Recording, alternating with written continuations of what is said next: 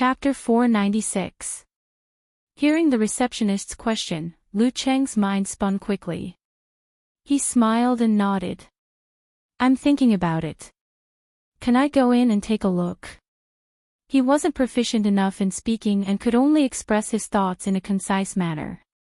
If the so-called dragon fist was unique and different from others, and the martial arts masters were strong, he wouldn't mind paying to spend a few days here. He could also complete a private spar and not ruin the reputation of the martial arts masters. Of course, I'll get someone to lead you in and introduce you, the receptionist replied with a smile, as though she had seen a business deal about to be done. She picked up the phone and spoke a few words. Soon, a skinny young man came out of the martial arts hall and greeted him warmly. Chinese? Yes, Lu Cheng answered frankly.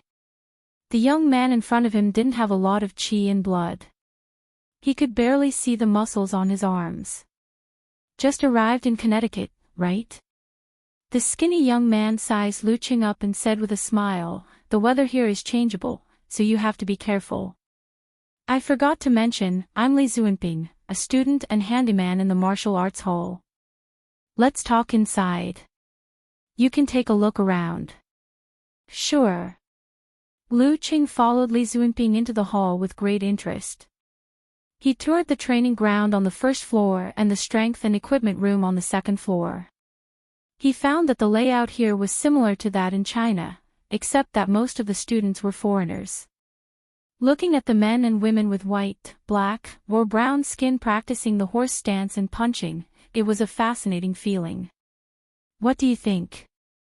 We are a very orthodox martial arts hall from China. The strength of our instructors is also very strong.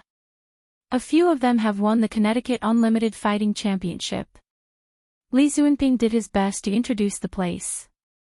Have you practiced martial arts before? If you are a beginner, we have corresponding courses and special training plans.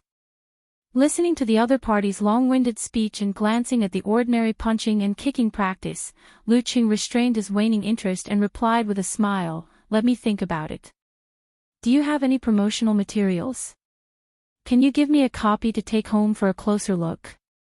Although the instructors here were able to make a sound with their punches and kicks, and from time to time, they would be able to break wooden planks and break bricks. The cracking sounds made the foreigners admire them, and they felt that the mysterious Chinese kung fu was indeed powerful. However, to them, it was really boring. The so-called dragon fist seemed to be an ordinary kung fu that had been modified to be closer to the local physique. However, there was a technique to rejecting. He couldn't just say that the martial arts hall was full of weaklings and that he didn't like them. Using think about it was an effective way to get away. Yes, I'll give you a copy later. Let me tell you, our Dragon Punch dojo has 10 years of history, and we have 5 or 6 branches in Connecticut. We're definitely not the kind that scams people's money. Our dojo owner is called Zhu Hong, and he went to Nanyang after he made some achievements in martial arts. He's not very famous in China, so it's normal that you haven't heard of him. 11 years ago, he migrated to Connecticut, and combined the martial arts and fighting techniques of 3 different places. He created the Dragon Punch. Li Zuanping smiled. The competition in the local martial arts field in Connecticut is very intense. The fact that we can survive for 10 years proves many things. It sounds like a legend. Lu Cheng's interest was aroused again. He asked with a smile, what about Master Zhu now? Maybe the characteristics of Dragon Fist can't be reflected in ordinary teaching practice. I can't be arrogant and blindly deny others. Master Zhu is a very busy person. He only oversees each branch for 1 day. And, the day after tomorrow, on Wednesday, he will come to our place. At that time, you can come and take a look and see the true Dragon Fist. Li Zuanping warmly invited. When the time comes, you'll definitely be eager to join us. All right. Lu Cheng smiled and nodded. Accompanied by Li Zuanping, he took the documents and left Dragon Fist Hall. He lowered his head and opened the Google map again to look for other fighting venues. In the outdoor cafe across the street, Smith sipped a bitter liquid.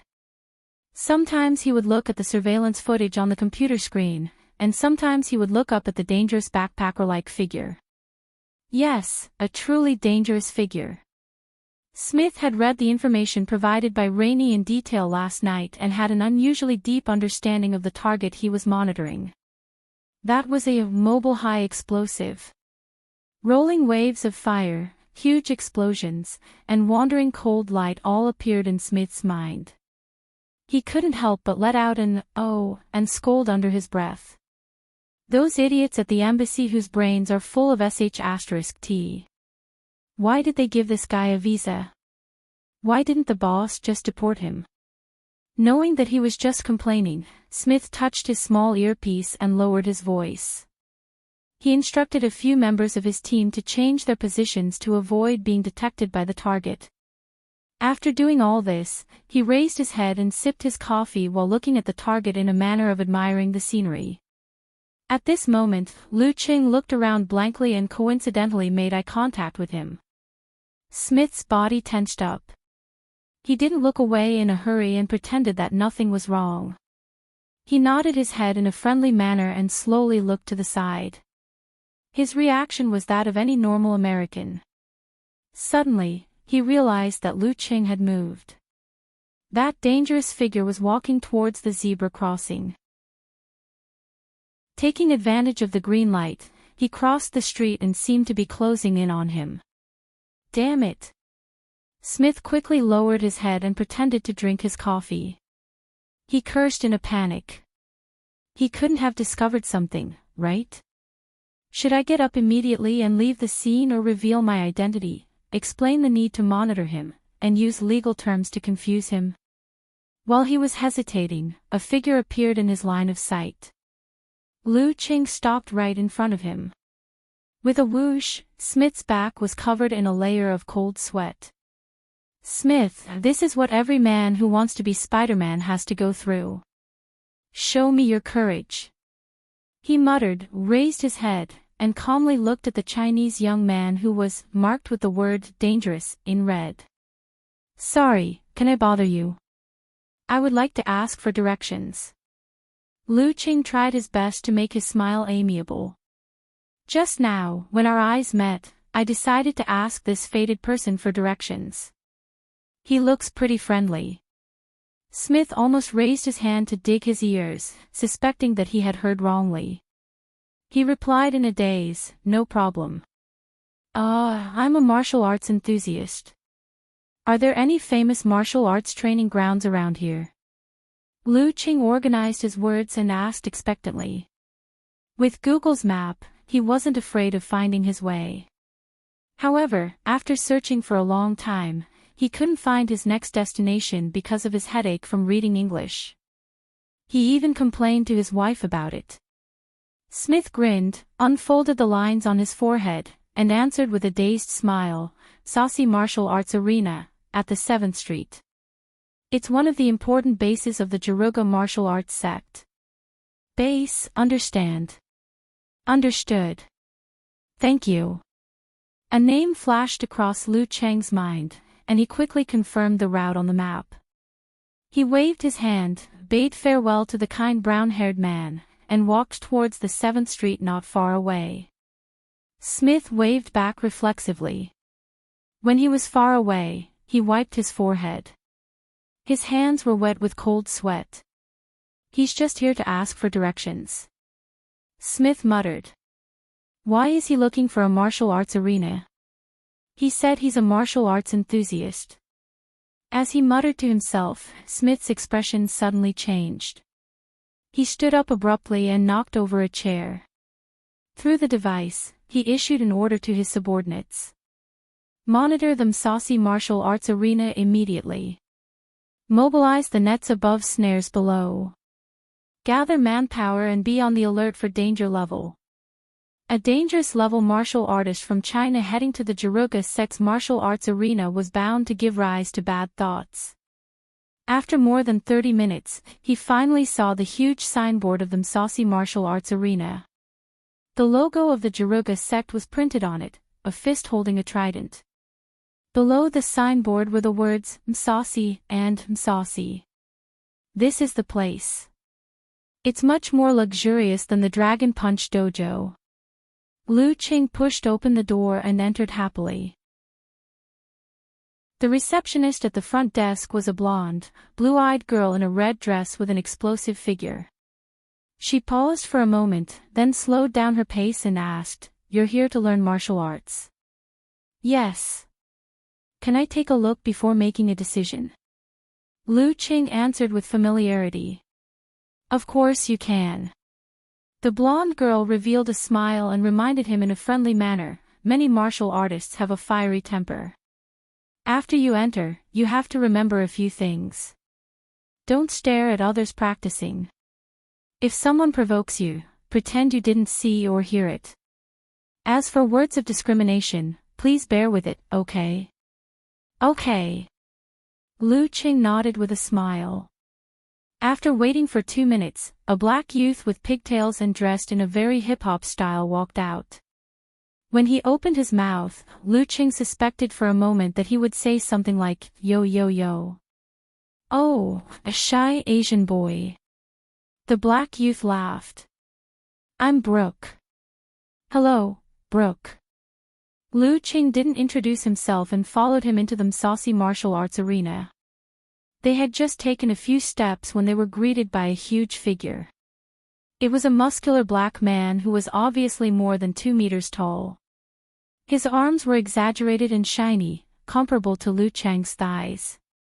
With a mocking smile, he glanced at Lu Chang's thin and weak arms and flexed his terrifying biceps. "Little boy, martial arts isn't suitable for you." After saying that, the bald giant didn't wait for a reply. He let out a carefree laugh and turned into another room. "Don't mind him. Olsen was just joking. He's actually a very kind and humorous person." Brooke hurriedly explained to Lu Qing, who was a little stunned. Compared to other martial artists. After watching Lu Qing and Brooke enter, the blonde girl looked outside with nothing to do. Suddenly, she saw someone jumping between the tall buildings like a spider. Chapter 497. The blonde girl exclaimed in surprise. She hurriedly picked up her phone and tried to take a picture. However, when she aimed the screen at him, the figure leaping like a spider between the skyscrapers was already gone. "I missed a superhero." Retracting her gaze, she expressed her regret on social media. Although everyone knew that superheroes from comics and movies were virtual characters and were exaggerations of reality, there were always fans who had evolved similar abilities to imitate and replicate them. According to incomplete statistics, there were more than 20 Spider-Men who were publicly recognized and recorded by fans in America. Batman and Magneto were also not in the minority. After lamenting, the blonde girl suddenly fell into deep thought. The appearance of superheroes was often accompanied by danger. Was there something scary in the vicinity? For a moment, she was both anxious and curious. In the Msasi martial arts arena, Lu Qing smiled after hearing Brooke's explanation. Understood, understood. Faced with the ridicule and discrimination of the bald giant, Olsen, if it were him in the past, he would have been exceptionally angry and embarrassed. However, with his current strength and realm, he only found it funny and didn't feel insulted. "Fighting isn't suitable for me. This joke is enough to keep me entertained for a week." Brooke nodded in satisfaction and led Lu Qing deeper into the arena. They passed through corridors after corridors, passing by training grounds, and introduced the general knowledge of the Jaruga sect. The most influential martial arts school in the Omega Empire was the Mission School. However, the school with the longest history was the Nature School.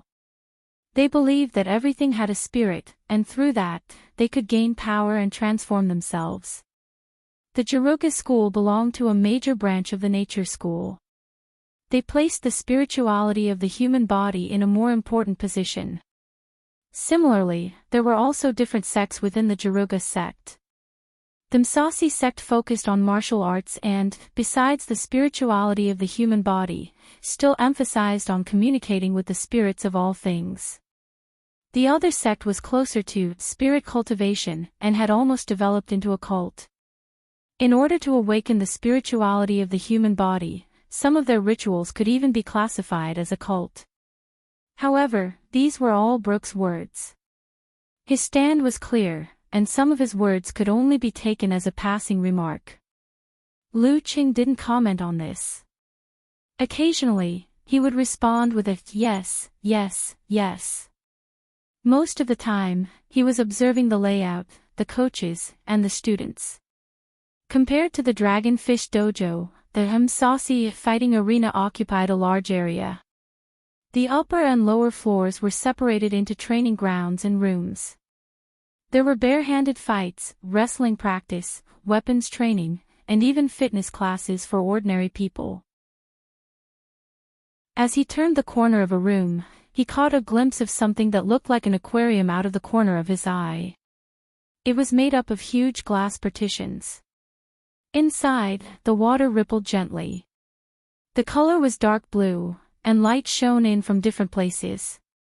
A bare-chested, muscular white man in leather shorts sank down from above. He held his breath and kicked continuously, breaking the underwater stone pillars into two. It's not bad to be able to do this underwater. Lu Qing didn't look any further. He continued forward, deep in thought. All right, this place is exclusively for fighters. As they walked, Brooke reached out and stopped him. He smiled and said, "Sorry." Lu Qing subconsciously looked over and found the place bathed in sunlight. A breeze blew in through the window. It was so quiet that his mind couldn't help but settle. However, it wasn't as if there was no one there. Vaguely, one could see a white man with bulging muscles. He was holding a large sword and silently practicing slashing. Every slash was shining like a star. Step, slash, resplendent, step, slash, resplendent. This boring and monotonous scene piqued Lu Cheng's interest in the Jaruga sect and the Msasi fighting arena. He turned his head and asked Brooke, "If I want to learn, what choice do I have?" To Lu Cheng, he wanted to experience different martial arts styles, but he didn't want to cause any trouble. This was because there was a high possibility that it would result in deportation and visa rejection. He wouldn't be able to fly to America to see his little fairy in the future. To him, that would be putting the cart before the horse. Wasn't the most important thing to come here for a couple's reunion? Furthermore, directly challenging the dojo didn't suit his character. It felt too arrogant, unreasonable, and could easily ruin the reputation of others. Therefore, Lu Cheng's plan had always been to pay some money and train with them to broaden his horizons. When the opportunity presented itself, he would spar with the strong and become a good young man with ideals, morals, culture, and discipline. All right, we have fitness, beginner, intermediate, and advanced classes. Which one do you want to enroll in? The latter classes require a corresponding fighting foundation, and they're very expensive. Brooke explained in detail as he led Lu Qing back. What's the level of the advanced class? How much is the tuition fee? Lu Qing asked without hesitation. Brooke was stunned for a moment. Looking at the black-haired man's thin arms and legs, he couldn't help but laugh. You? Advanced? Yes, I used to practice martial arts. Martial arts, understand. Lu Qing waved his fist in a standard motion. Martial arts. Brooke muttered to himself. He was shocked, but his eyes were still filled with disbelief. To him, Chinese martial arts were a mystery. It could allow someone who didn't look strong enough to explode with terrifying strength, but could this Asian boy in front of him be someone who had learned martial arts? Let me think. Hey, Joe Waka, come here for a moment. You can spar with him. Put on your gloves. Brooke gestured to the half-naked muscular Caucasian man. He was practicing his footwork and punches. Joe Wake had a broad forehead and cold features. He looked shy and introverted, but upon closer inspection, one could see the violent and bloodthirsty desire hidden within him. Brooke, stop joking. Joe Wake glanced at Lu Qing, then glared at the black youth with braids. He wants to enroll in the advanced classes. Brooke shrugged helplessly. Advanced classes. Joe Wake seemed to have heard something funny. He shrugged his shoulders, laughing non-stop. When he was done, he turned around and put on his gloves. He looked at Lu Qing and said, "Little boy, I'll let you know what an advanced class is. It's different from drinking milk in your mother's arms." "Don't I need to use gloves?" Lu Qing asked casually. "No need. Punch me with all your might." Joe Wake's eyes lit up as he answered excitedly. "This is the first time I've heard such a request." Lu Qing complained. He suddenly bent his legs, twisted his knees, swung his back, and sent a straight punch forward. Despite his complaints, he didn't use his full strength. He didn't even use the explosive power of the dance stage because it wasn't worth it. Bam! A crisp sound rang in Joe Wake's ears. Seeing his opponent's fist inches away, he hurriedly raised his arms and got into a boxing stance. In his mind, he was already imagining his counterattack. He was going to send this Asian boy crying and running back to his mother with a combination of punches. Bam! His gloves dented. Joe Wake's body swayed.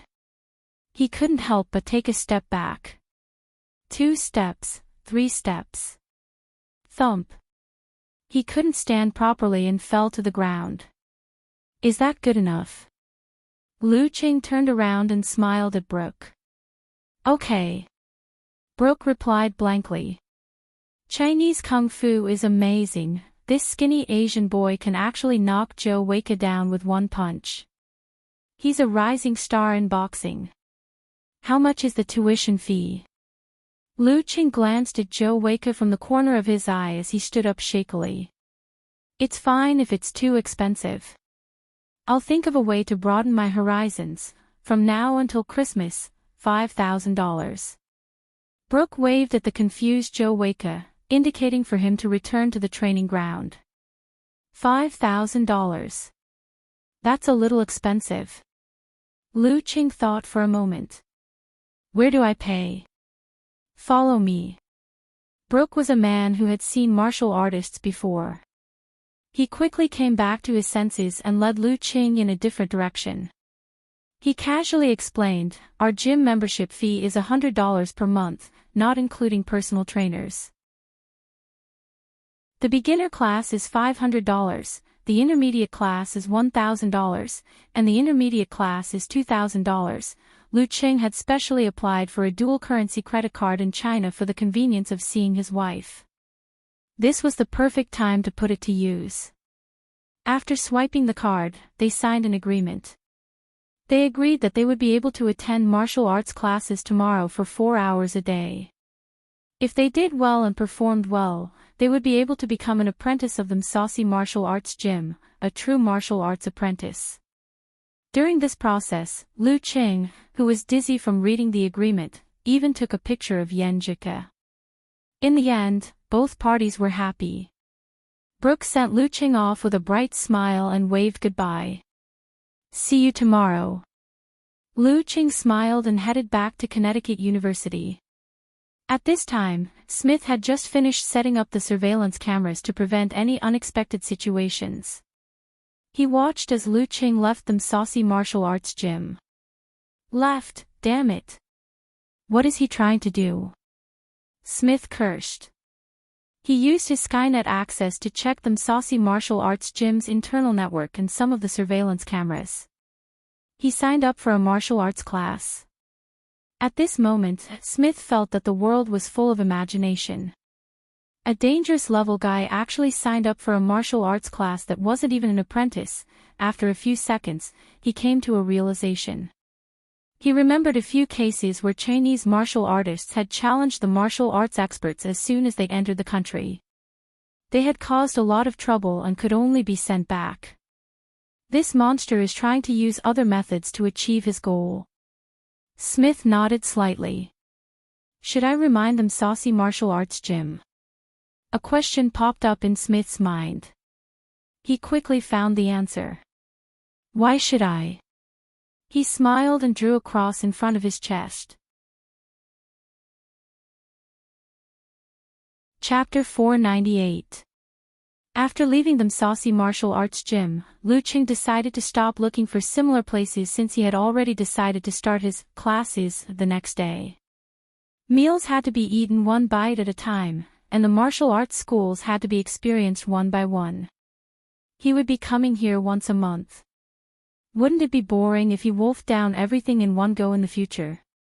He looked at the time, put his hands in his pockets, and returned to Connecticut University. When he passed by a street with more Chinese people, he happened to see a large supermarket. Lu Qing took out his phone, took a picture, and sent it to Yenjika with a smirk. Do you want me to buy some groceries? I think I ate all your stock last night.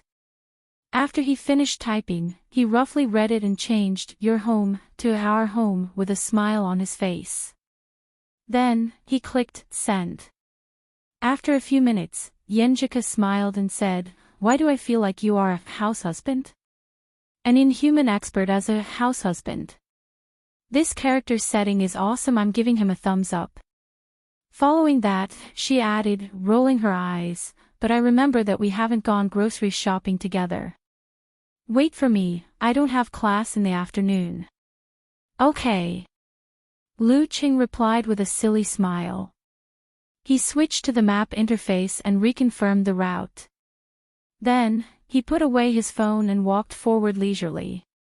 After walking for a few minutes, the wind that passed through the street suddenly became stronger. The sky suddenly darkened, and the temperature dropped at a speed visible to the naked eye.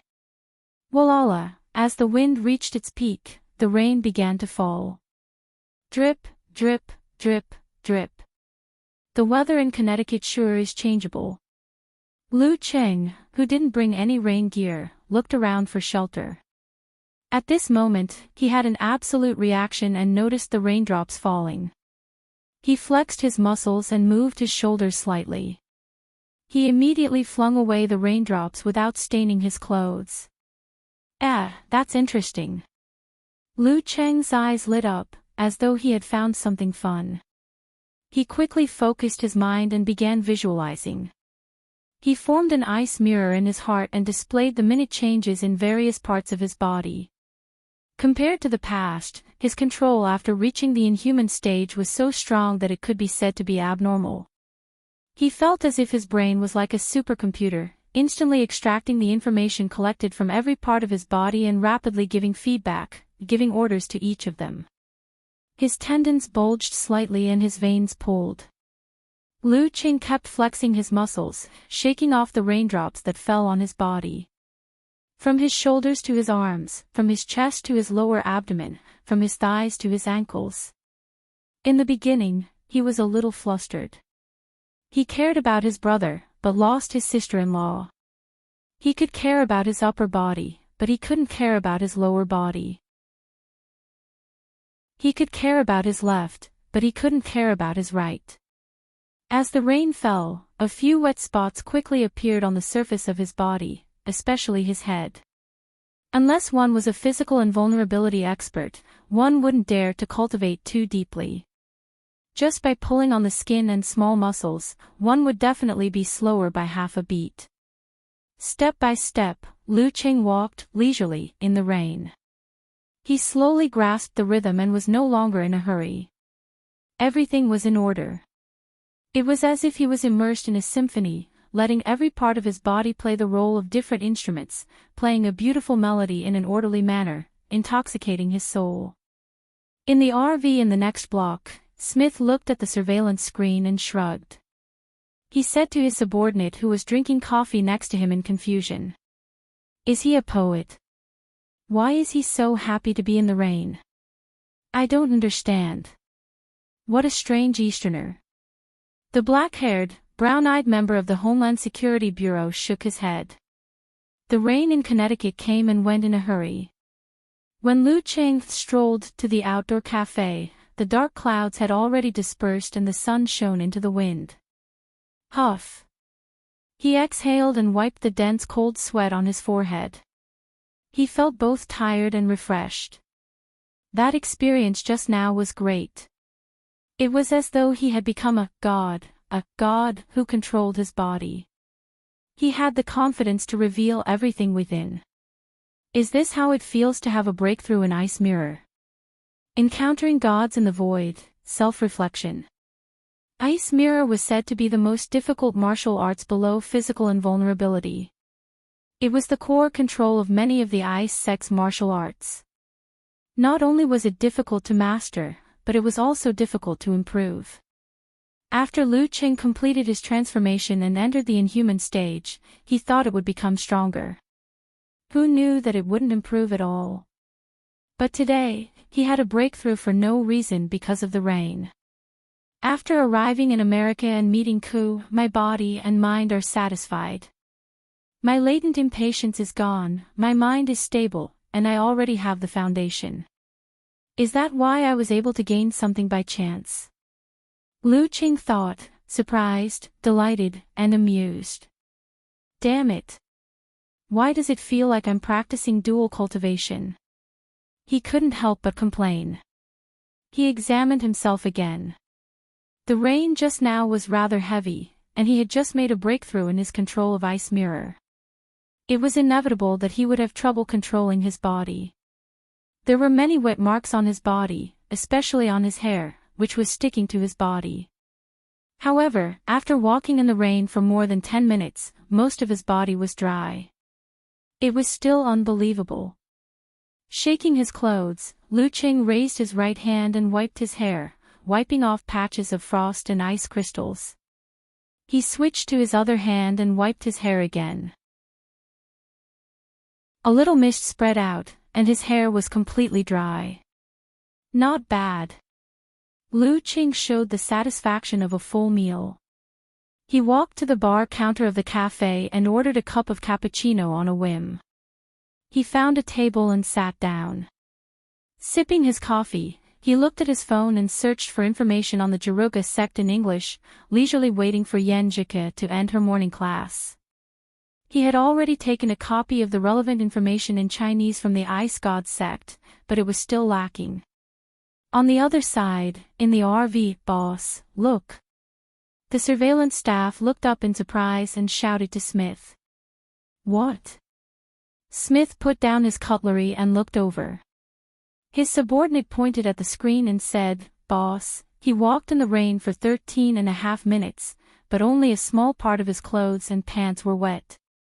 Smith approached and carefully examined the playback. When he saw that Lu Cheng had mistakenly dried his hair with the power of frost and flame, he suddenly understood and explained to himself, this should be some kind of application of his superpower.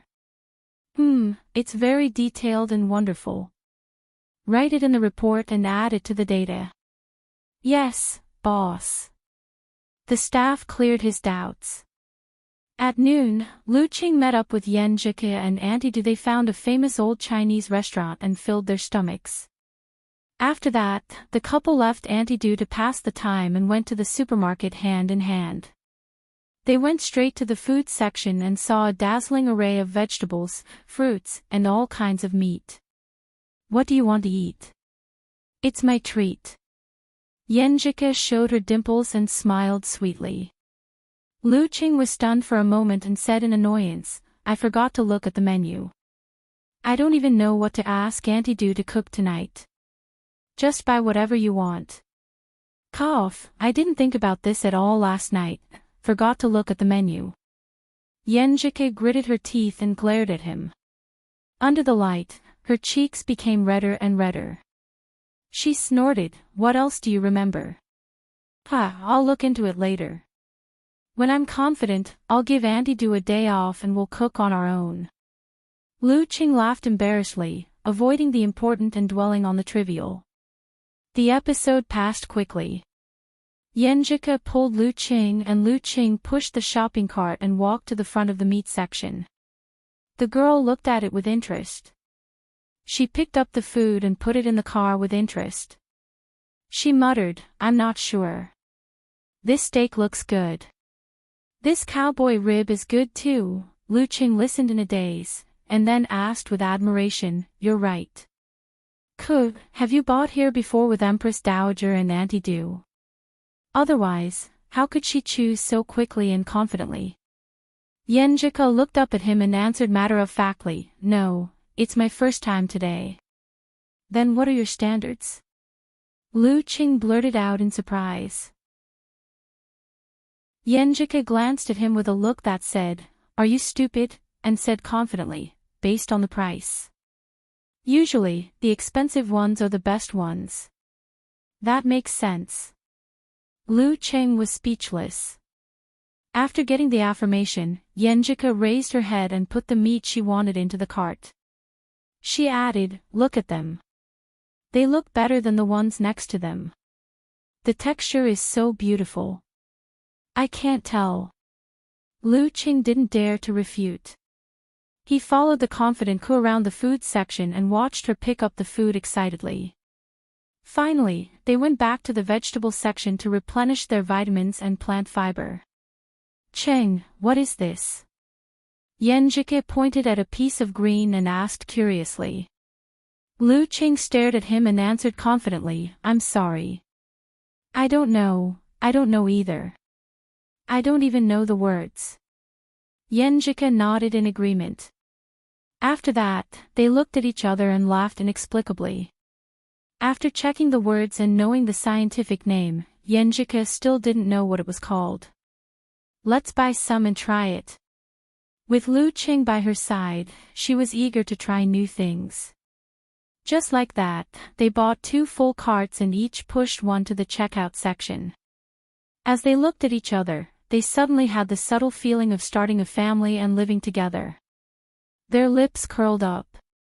The couple lined up to pay.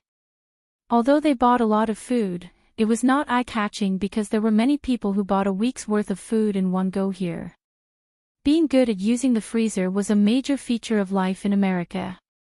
After paying the bill, Lu Qing easily picked up several large bags and followed Yenjika out of the restaurant. After passing by the 2 white students, they went out and waited for Aunt Du to drive over. One of the 2 white students turned around and looked at Lu Cheng's back with a puzzled expression. "What happened?" The tall, strong, freckled, brown-haired student asked his companion in confusion. "Nothing." The blonde youth with thick arms and devil tattoos shook his head. He just felt that the Asian youth with the bags of food looked a little familiar.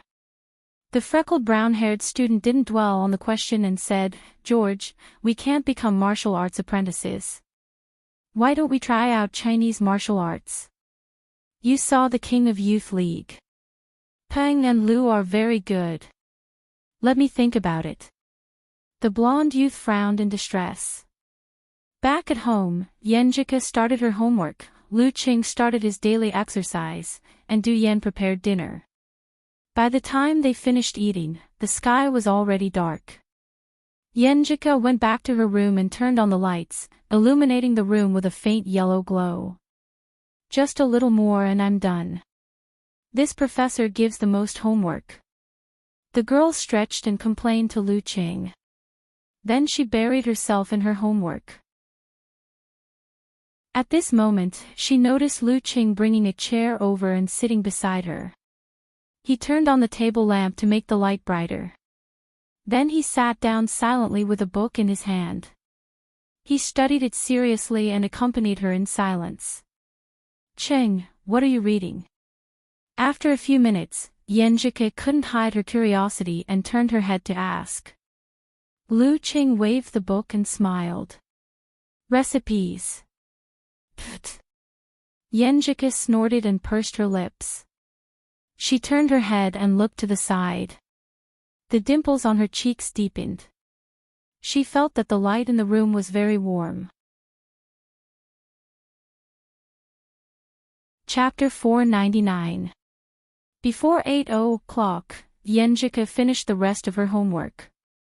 Stretching her arms, she turned to Lu Qing and asked with a smile, "Hello, mister, do you want to eat cake?" Looking at the girl's sparkling eyes and eager face, Lu Qing chuckled and answered firmly, "Yes." "Good. I'll make it for you and show you how good I am." Yenjika nodded with satisfaction. She stood up and pinned up her hair with a hairpin. Well, a minute's silence for the materials wasted last night, she went down the stairs to the kitchen and took out a few eggs. She beat them and separated them into a bowl of egg yolks and egg whites. "Do you need help?" Lu Qing followed behind her and volunteered. "Ah." Yenjika rolled her eyes and handed the glass bowl with egg white to Lu Qing. "Then help me beat it. Since Cheng is so sincere, I won't use the egg beater." "Okay." Lu Qing took out a pair of chopsticks and prepared to beat them at a high speed. But at this time, he was puzzled and hurriedly asked, "What is considered to be evenly distributed?" "To what extent?" "I've never made a cake before. When I beat eggs for my mom, it was to make omelets. The requirements should be different, right?" Yenjika pondered for a moment, blinked her eyes, and turned around in small steps. She opened a drawer in the kitchen and took out a book. After flipping through a few pages, she said, "Beat until thick foam appears." That's it. Why does it feel so unreliable?" Seeing this, Lu Cheng's mouth twitched. Noticing his gaze, Yenjika quickly raised her chin and emphasized seriously, "You're right. I actually remember it. I flipped the book to make sure it's perfect." "Got it." Lu Qing responded with a smile. His wrist joints moved at a high speed and the chopsticks made a clicking sound. Yenjika was in a daze. After a while, she sighed, "Qing, you're really a human egg beater. This hand speed, this power control, tsk. Then she looked up and thought carefully for a few seconds. She asked Lu Qing to slow down a little. She took out an apron and started to process the egg yolks. When the foam appeared on Lu Cheng's side, she quickly weighed the sugar and put it in. Then she told him to speed up the mixing. During the whole process, Yenjika came and went, brushing against Lu Cheng's body and rubbing his hair. They looked at each other, full of warmth and joy. Finally, they finished everything. They put the materials into the mold, stuffed it into the oven, and set the time. While waiting, they leaned against each other and chatted about various topics. Occasionally, they would play affectionately. 30 seconds. Yenjika stared at the number on the screen with sparkling eyes. It must be delicious." Lu Qing encouraged with anticipation. After they exchanged a few words, sounds could be heard. The cake was about to be baked. Okay.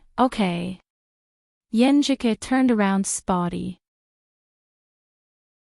But when she turned around, she saw that Lu Qing had already pulled open the oven door and took out the cake mold with his bare hands, just like how he usually took out bowls and chopsticks for a meal. SSS.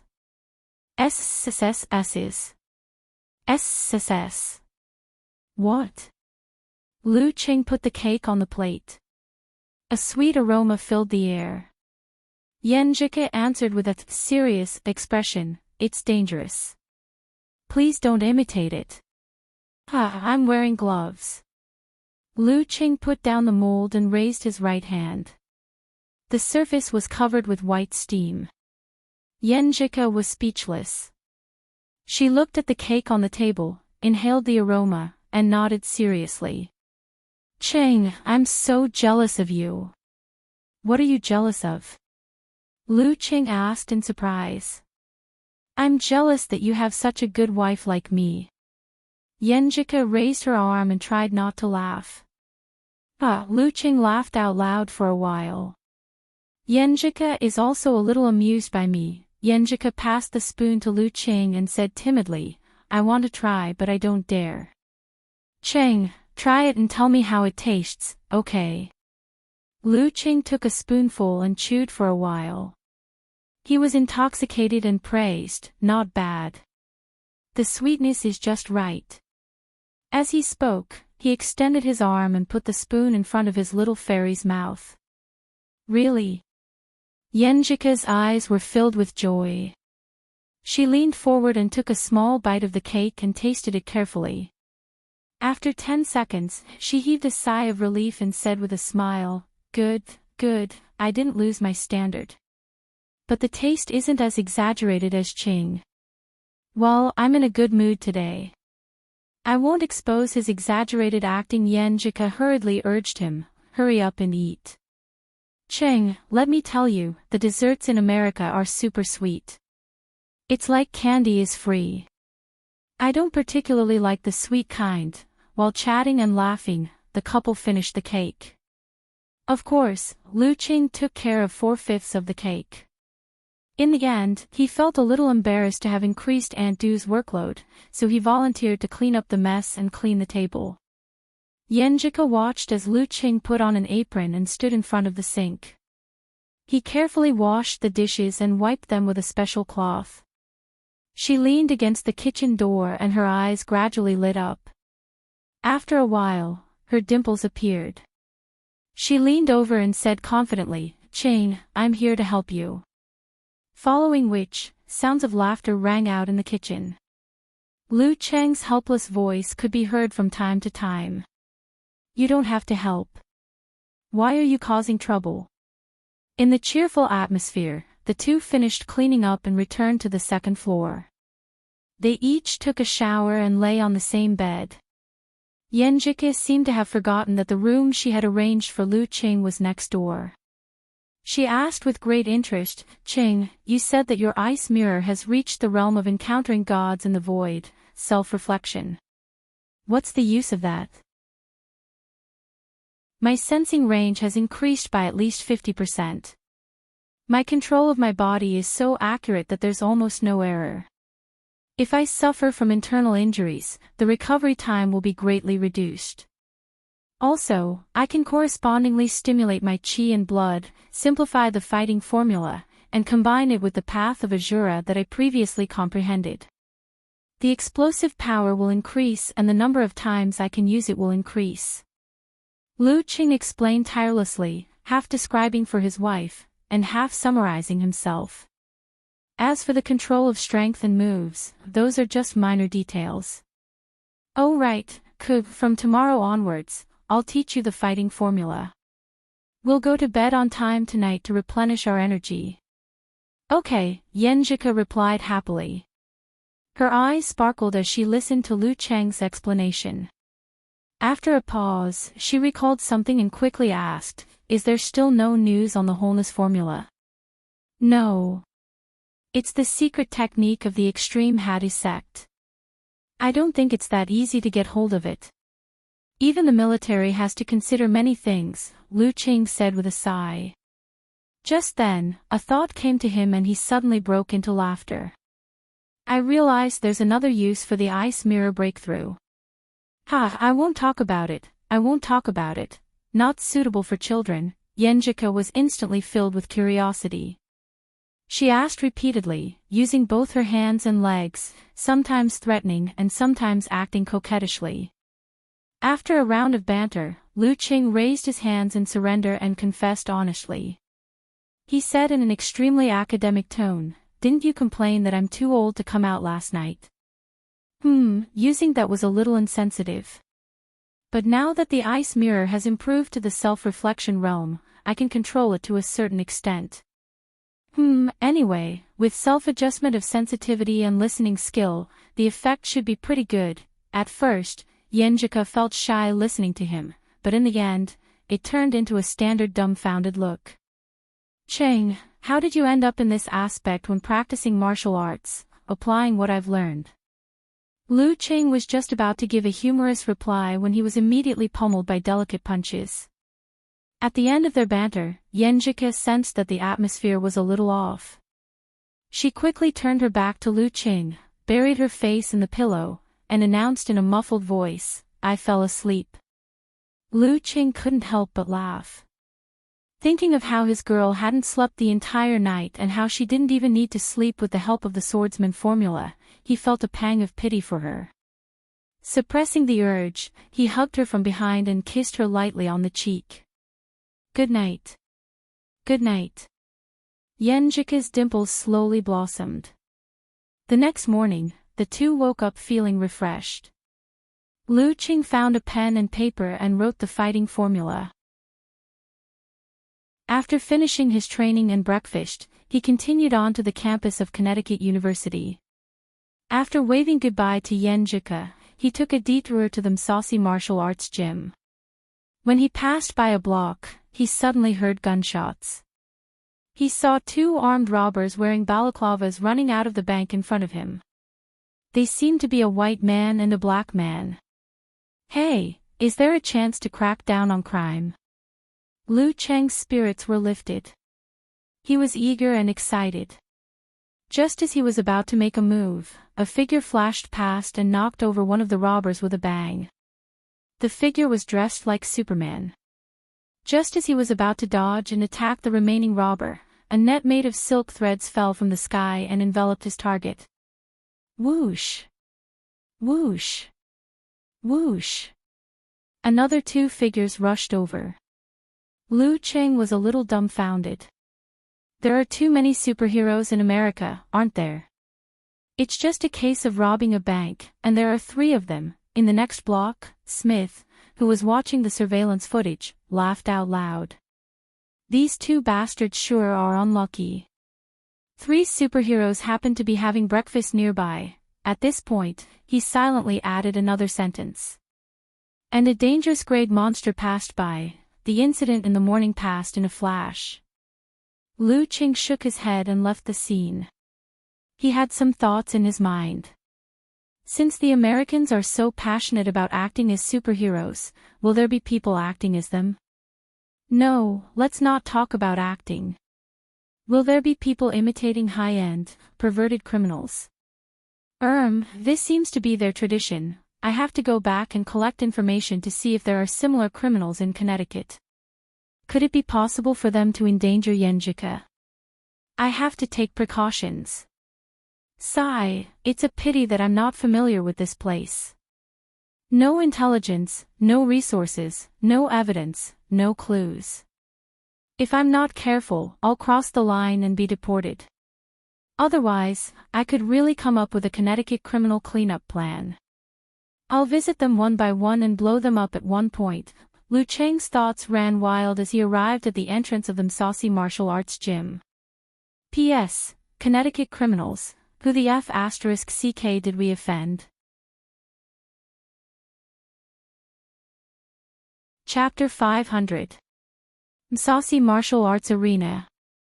As the students participating in the advanced course had decent combat skills, they could easily catch up without any preparation. Therefore, Lu Qing was assigned to one of the groups by Brooke without much trouble and was assigned to an exclusive training ground. There was a total of 9 people in the group.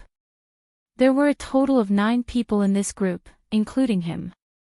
Most of them were young men with strong physiques and natural advantages. Only 3 of them did not belong to this group. One of them was the red-eyed girl, Wei, who was more than 1.8 meters tall. From the way the other students were fearful of her, it could be seen that she was not weak and could be considered as a big sister figure. The other one was the middle-aged man with gray hair and sagging cheeks, Cole. Under normal circumstances, at his age, he should have chosen the fitness class. However, he trained crazily more than anyone else. His eyes were filled with ferocity, and every punch and kick seemed to be filled with all his strength. As for the third one, it was of course Lu Qing himself. His muscles were moderate and his strength was hidden. Therefore, he could not fully support his combat suit. Compared to the other students, he was shorter and skinnier. However, the other students did not discriminate or provoke him. Since he could join the advanced course, he must have a good foundation. Their speculations were quickly confirmed by Coach Lin Delo's introduction. This was an Asian kid who had practiced Chinese martial arts. After observing for a while, Lu Qing gained an intuitive understanding of the fighting techniques of the Jiruga sect. They used boxing as their core, mixed with jujitsu and wrestling, and were very good at using the body and restricting the joints. However, this was all part of the basic content, and was not shown at all when it came to the integration of the body's spirituality and the ability to communicate with all living things. With Lu Cheng's current insight, knowledge, and foundation, he joined the training after 20 minutes and got the hang of it quickly. It was as though he had been immersed in it for at least 5 years. Authaway and the other students were amazed and speechless. Only the middle-aged man, Cole, was not interested in anything else. He treated the void in front of him as his mortal enemy and kept on punching and kicking, making cracking sounds. Not bad. He is already at the level of a professional ninth pin. Why hasn't he become a combat apprentice? Lu Qing glanced at him from the corner of his eyes. After more than an hour, Coach Lin Dello announced that the combat training had come to an end. Everyone entered the room at the side and began to awaken their spirituality. This was also the reason why the advanced course was worth $5,000 and why there were so many applicants. After entering the room, Authaway picked up the corresponding towel and wiped the sweat off her forehead. She glanced at the shy and introverted Asian boy Lu Qing. He was calm and composed with barely any sweat on his forehead. It seemed like he was just warming up. How magical! She looked at the other students and started whispering to them, attributing everything to the mysterious Chinese martial arts. Actually, I was really just warming up. Lu Qing could vaguely sense what they were thinking and said to himself in amusement. At this time, Coach Lin Dello closed the door, stood in the center, and said to the 9 students sitting around him. He looked at the 9 students in front of him and said to them, "The strength of the body is the key to strengthening the own spirit. However, it is also the cage that restricts us from awakening the own spirit. Therefore, we need to strengthen our body through hard training and let it fall into a state of fatigue to reduce the interference. Your current state is very suitable for the awakening training." He had said similar words many times in the past. However, as there was a new student joining them today, he had to say it again. Her body was tired but her spirit was still excited. Authaway followed the breathing rhythm that Lin Dello taught her and slowly adjusted her breathing. She gradually felt a strange sense of calmness in her heart. At that moment, Lin Dello pressed the remote control and let the surrounding sound system play a sacred and melodious melody. He was guiding the students to become more relaxed. When she was extremely relaxed, Authaway felt like her spirit was floating. She seemed to have seen the spirituality that belonged to her. However, she was still unable to awaken it and communicate with it. Isn't this meditating? However, there is a subtle difference. It seems to have some application of self-hypnosis mixed in. Lu Qing experienced the attempt to awaken the own spirit with great interest. His consciousness was above and looked down at his body. He grasped every change in it without missing anything. He was like a god that ruled over this body. Yes, this is not called own spirit. It should be called own spirit. Encountering God in the void, God is oneself. Half an hour later, Linda Luo stopped playing the ethereal music and said to the few disappointed students, "Let's go. Don't try anymore. Otherwise, you will lose yourself." After saying that, he took out a dark red box that seemed to be used to store jewelry. Yes, it was really a box used to store jewelry. After opening it, there was a blue gem lying inside. "This is a sapphire that my teacher, Mr. Joseph, the Grand Master of Martial Arts, made.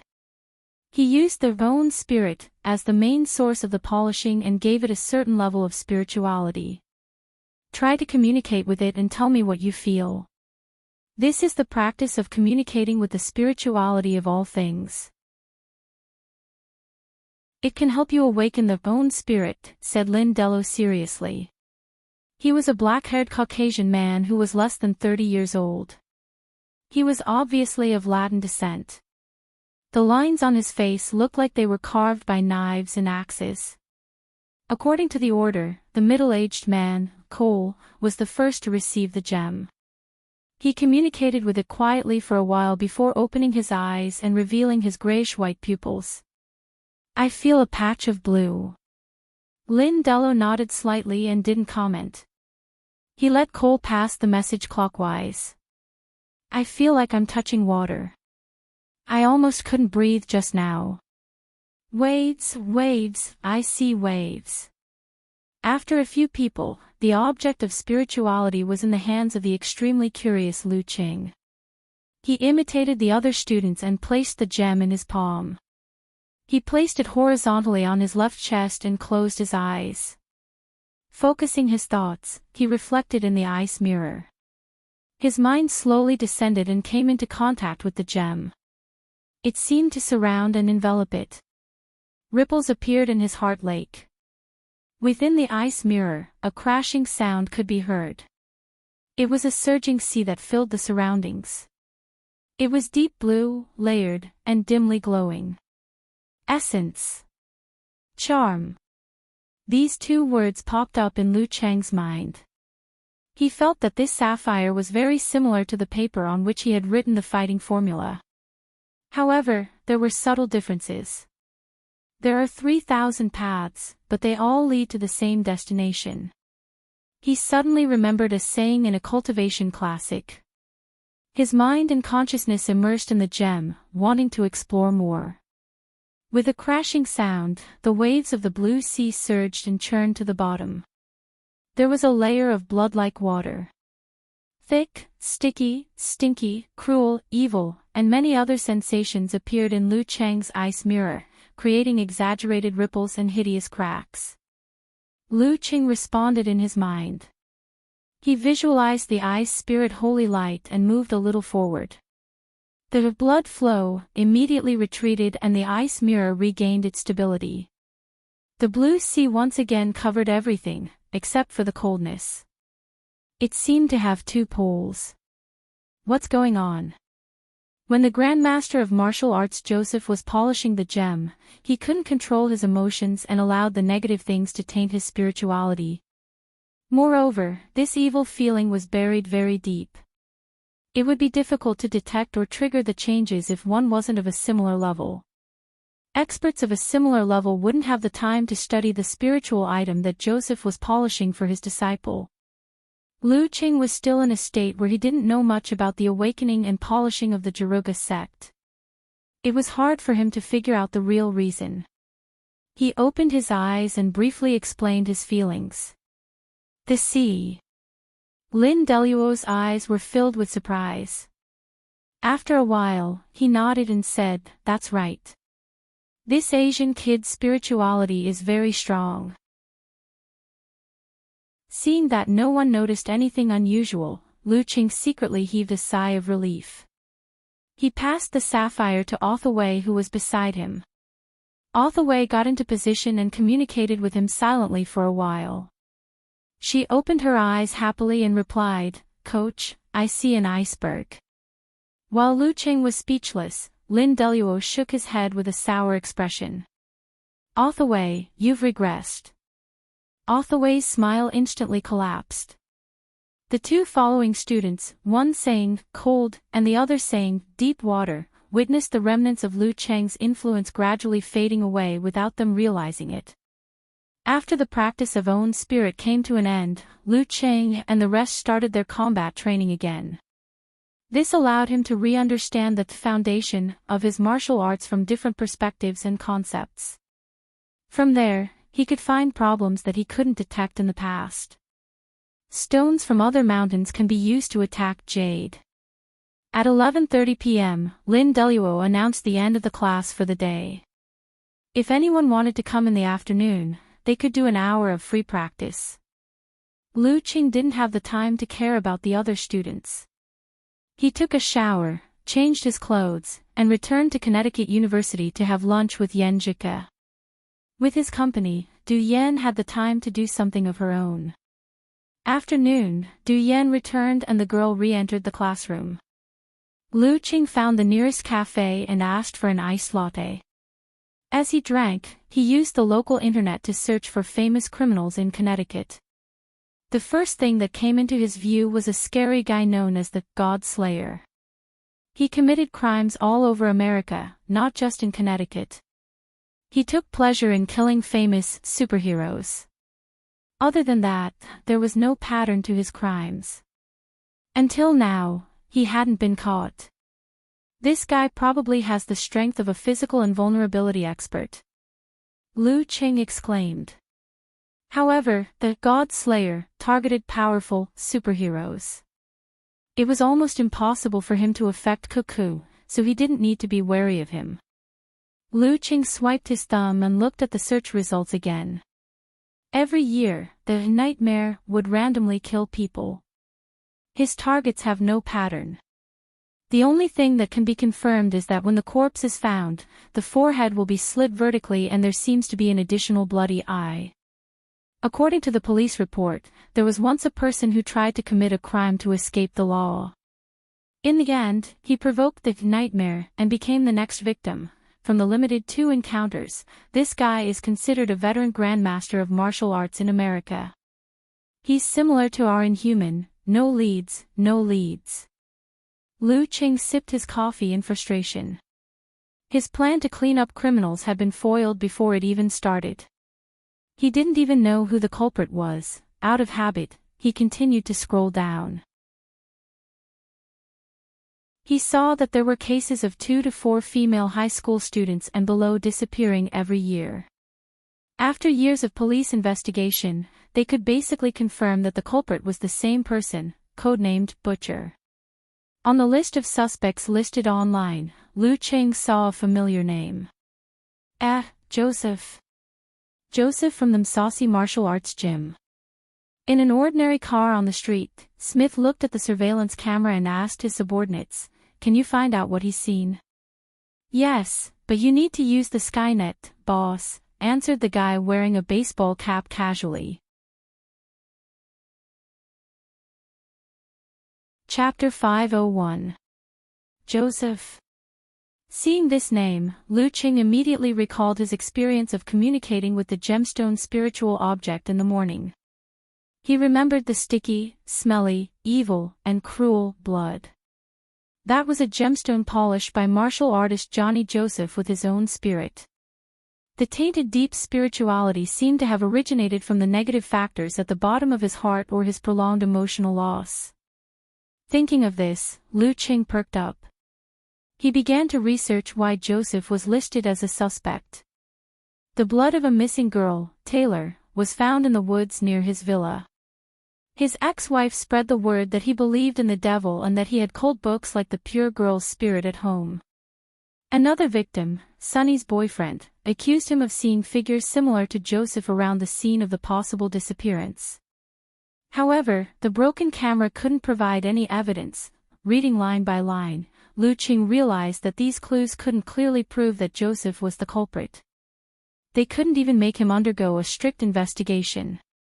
However, combined with the abnormality of the sapphire, he was somewhat confident.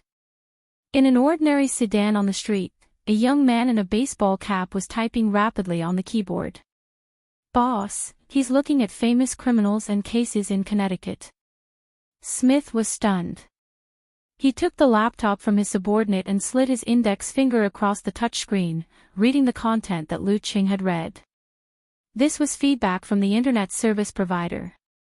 What is he planning to do? Does he want to play the role of a superhero? Asked the young man in the baseball cap, seeking to communicate. After a moment of silence, Smith slowly opened his mouth. This is probably the hobby of Chinese martial artists. In Chinese, it's called qia, or learn from each other. He uttered the words he had learned during his research over the past few days in a strange accent. He then added, "Don't our mixed martial arts masters like challenges as well?" "I think I get it. He's looking for a challenge that won't get him kicked out of the game." The young man in the baseball cap was enlightened. "Boss, you have to think of a way to warn him. Don't make this a big deal." Smith nodded slightly and didn't say anything else. He returned the laptop to his subordinate and pointed outside. "I'll go get a cup of hot coffee. Do you want one?" "No need. Can I have some Coke?" The young man in the baseball cap smiled brightly.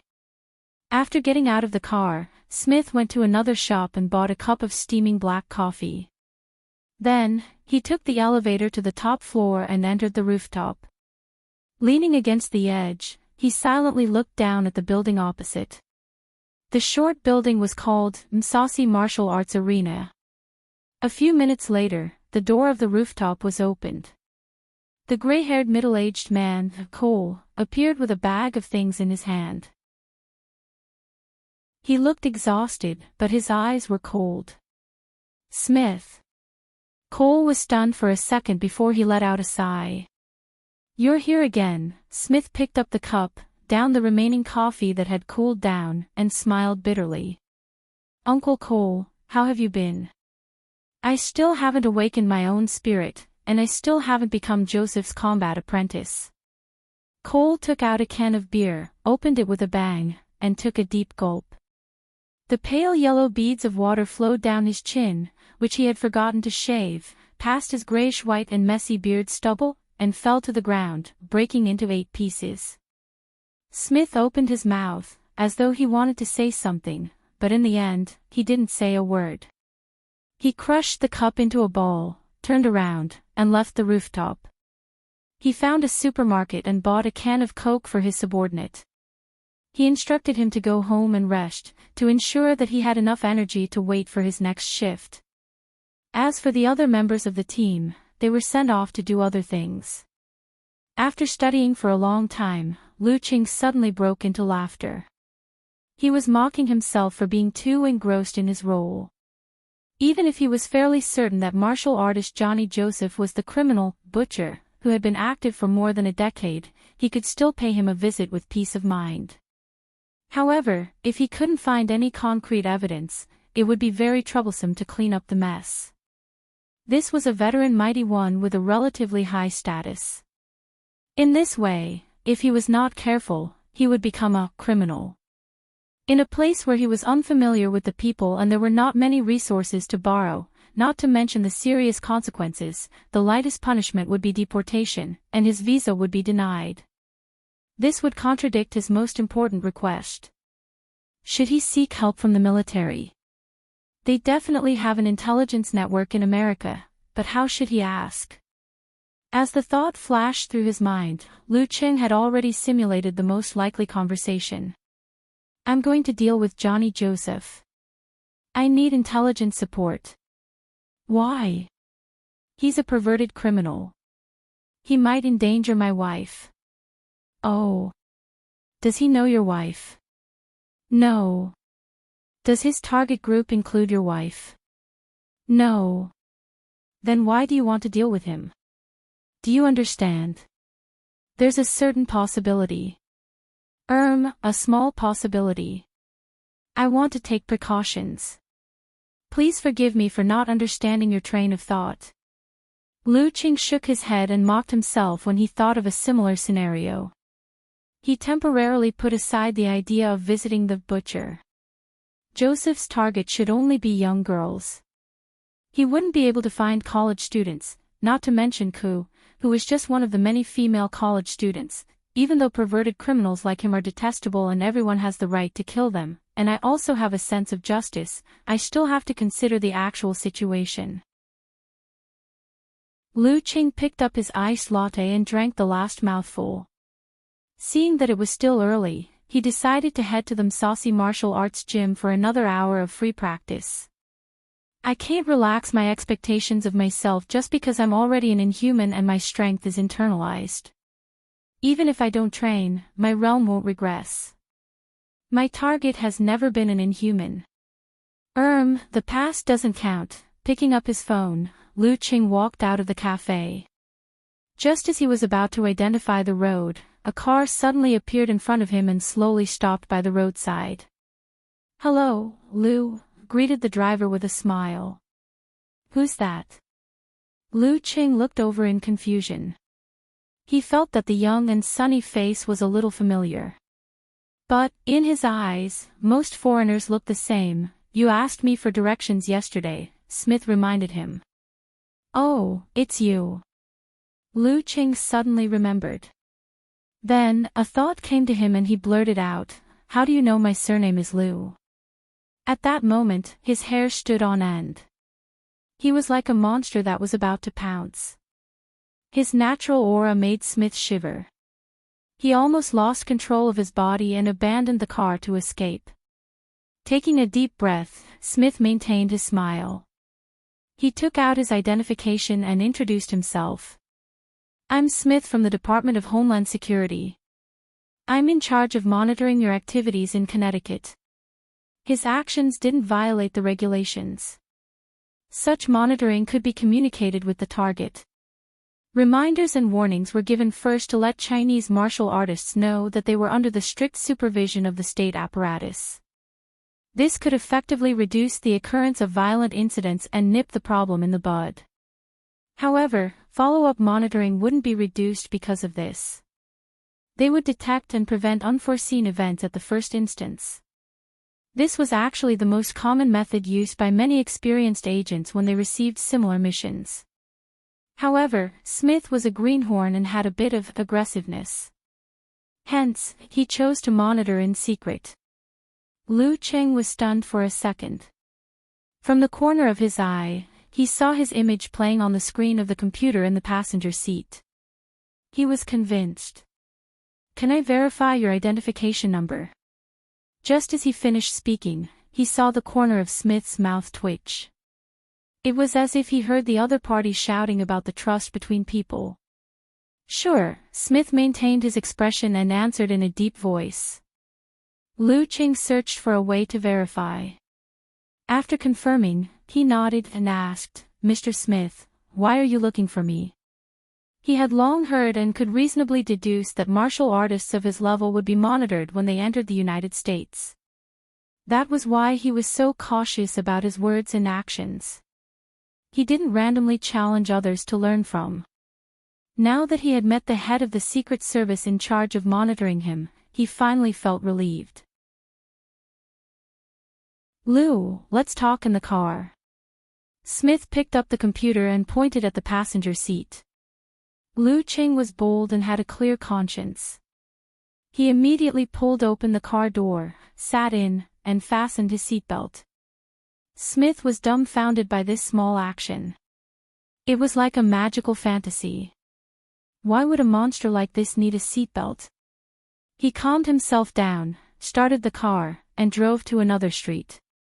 After a moment of thought, he said, "Lu, you're investigating famous criminals in Connecticut.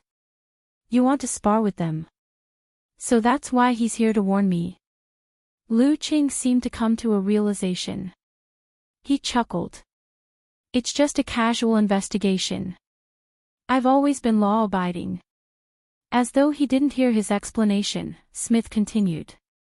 "Actually, we still have some evidence on Joseph, more than what has been revealed. However, we can't form a complete chain of evidence. He's also a veteran martial artist with status and connections. He's on good terms with many senators and lawyers. We can't apply for a search warrant. Sunny is a very intelligent girl. According to the Jaruga sect, her father once heard the remnants of her cries and screams around Joseph's villa. He believed that there must be a criminal case and evidence buried there. As long as we could enter and search, we would definitely be able to find clues and arrest Joseph. But no one listens to us. It's been 5 years since a superhero tried to infiltrate Joseph's villa, but he was discovered and sent to prison. In recent years, whenever Joseph goes out, he'll get his students to guard the villa. He's also installed a high-tech surveillance and alarm system. Superheroes and detectives rarely interfere." Lu Qing fell into deep thought. He nodded slowly. "You want me to visit Joseph, challenge him, defeat him, and give you a chance to search for evidence?" "You can say that," Smith replied in a deep voice. "But what if you fall out with him? What if you don't admit to it?" And what does this have to do with Homeland Security? Lu Qing wouldn't trust a stranger's words so easily. Everything would be fine if they could find evidence. But what if they couldn't? The other party could simply be using him and wouldn't help to eliminate any future problems. Smith tilted his head and looked at Lu Qing. His deep-set eyes were filled with sorrow and pain. I'll take care of the alarm system here. If we can't find any evidence, as long as you disguise yourself well and don't let Joseph get hurt too badly, this will just be an ordinary attack case involving a superhero that we can't find any suspects. I can cover it up. At this point, he took a deep breath and said, when you were searching for information, you should have seen the photo of the victim, Sunny, and her boyfriend. You should have seen him being interviewed. Lu Cheng's memories lit up. The photo of the blonde girl's boyfriend flashed across his mind. Gradually, they overlapped with the head of the Secret Service before him. Judging from the time, Smith must have joined the national apparatus because of this matter. Lu Cheng's wariness was mostly gone. He began to believe Smith's words. Retracting his gaze, Smith looked ahead. I know this is a difficult choice for you. Joseph is also a dangerous monster. You might not be able to win against him. Besides, you can only defeat him and not kill him. Before he could finish his sentence, he saw Lu Qing light up his phone from the corner of his eye. He calmly buried his head and focused on watching a video. It was a compilation of Joseph's battles from the past year.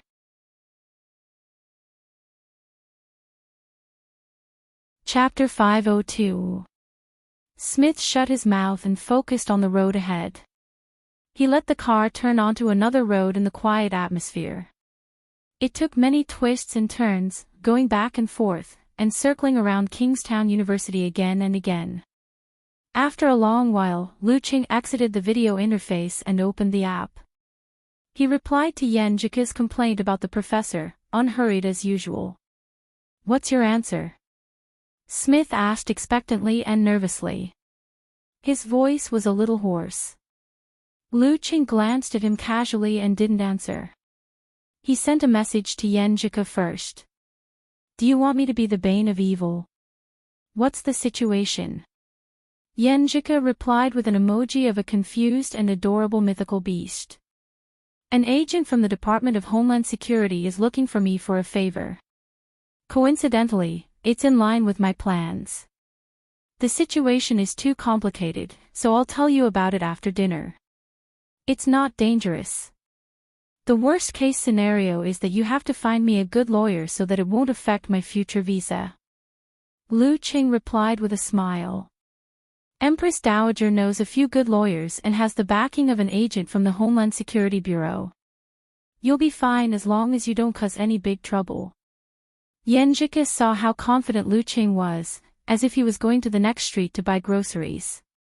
She wasn't worried, but more curious and puzzled. Qing really can't stop worrying no matter where he goes. What's your answer? Seeing that Lu Qing had stopped chatting, Smith repeated his question. His sunlit face was tense, afraid to reveal the turbulent emotions in his heart. No problem. Lu Qing locked his phone with a click and answered calmly. With the strength that Johnny Joseph had displayed in the past year, Lu Qing was confident that he could beat him in a one-on-one duel before he made a breakthrough in Ice Mirror. What's more, this was a surprise attack, and his Ice Mirror had reached the level of encountering gods in the void, self-reflection, no problem. Smith was shocked and surprised at the same time. He could feel the strong confidence that was hidden deep under the surface. Is he really fine? Although Joseph's strength had been fluctuating, it had always been at the dangerous grade. In the past 6 months, it felt like he had returned to his peak and was on the same level as the Chinese monster beside him. He definitely wasn't an enemy that could be easily dealt with confidence. Smith was worried and emphasized this point. Seeing that Lu Qing was unmoved, he didn't mention it again. He had waited for 5 years for such an opportunity. He was not willing to miss it because of his misgivings. He only wanted to grasp it firmly. At 4 in the afternoon, Joseph will leave the saucy martial arts gym and return to his home in the suburbs. At that time, the students guarding his villa will leave, leaving him alone. I will use my authority to enter the system and cut off the connection between the police station and his alarm system. All the police and security officers patrolling the area will pass by his villa once every 28 to 35 minutes. He has scheduled an afternoon tea at 4:40. This is his habit. It's to replenish his energy from his free training in the afternoon. This is your chance, and this is our chance. Smith spoke one by one as he considered all the possibilities. To him, this matter had been on his mind day and night for 5 years. Lu Qing listened quietly. His confidence in this matter had increased by another 10%. When he didn't understand a word, he would take the context into consideration and seek common ground. If it was really an obstacle to communication, he would ask Smith to repeat it, explain it, or provide key words for translation. As they conversed, Smith drove to another street and brought back a jacket often worn by delivery boys and a few empty lunchboxes. He also gave Lu Qing the baseball cap that his subordinates had left in the car. This was to prevent Johnny Joseph from remembering his face and reporting him in the future. This was exactly what Lu Qing wanted. This was exactly what Lu Qing wanted. Johnny Joseph wasn't a loner. He was one of the top 10 mighty ones in the entire Jiroga sect. He had teachers, students, and friends. If he left any traces behind, it would be troublesome. At 4:23, Johnny Joseph drove his Hummer back to the entrance of the villa. He happened to see the black giant Olsen driving a similarly exaggerated car. Beep! Beep! Beep! He pressed the horn to stop the car. What? Olsen stepped on the brakes and rubbed his bald head, revealing a mouthful of extremely white teeth. Joseph had a layer of light yellow hair. He stared at Olsen with his blue eyes and said in a cold tone, "Watch your mouth. I don't want to hear you make fun of me again." Olsen's skin was so dark that it was shiny, but his eyes were filled with anger.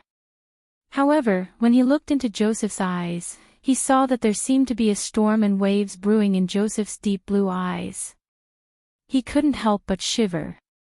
His emotions faded away, and he raised his arm to show that he already knew about the warning. He muttered, "I'm sorry, Joseph. Seriously, you don't have a sense of humor." He released the brakes, stepped on the accelerator and drove to another villa. Coward, coward. Joseph cursed under his breath, as if he couldn't wait to fight with Olsen on the spot. He was about 40 years old. He was a Caucasian brawny man who was more than 1.9 meters tall. The muscles on his arms and chest were well defined and exceptionally eye-catching. "You can get ready now." Watching this scene from afar, Smith said with a trembling voice. Lu Qing was both nervous and expectant. At this moment, he took out his black-rimmed glasses and put them on his nose bridge. He lowered the front of his baseball cap and covered half of his face with the shadows. He held a quarter in his right hand and let it flip and jump between his fingers. After parking the car and walking to the door, Joseph saw 4 students coming after hearing the news. They stood in a row and greeted him respectfully. He nodded satisfactorily and said a few words. Then he waved his hand and let the students leave. He closed the door and walked into the treasure room on the first floor. There were many carefully polished gems placed here. Some were bright red, some were clear green, and some were light blue like lake water. There were all kinds of gems, and as their radiance intertwined, they rippled with a sense of peace and tranquility. Other than that, there were also tree carvings, bone carvings, and other works of art on the shelves and tables. They all gave off a sense of spirituality. "Haha, they'll never find it." Joseph let out a smug and sinister laugh.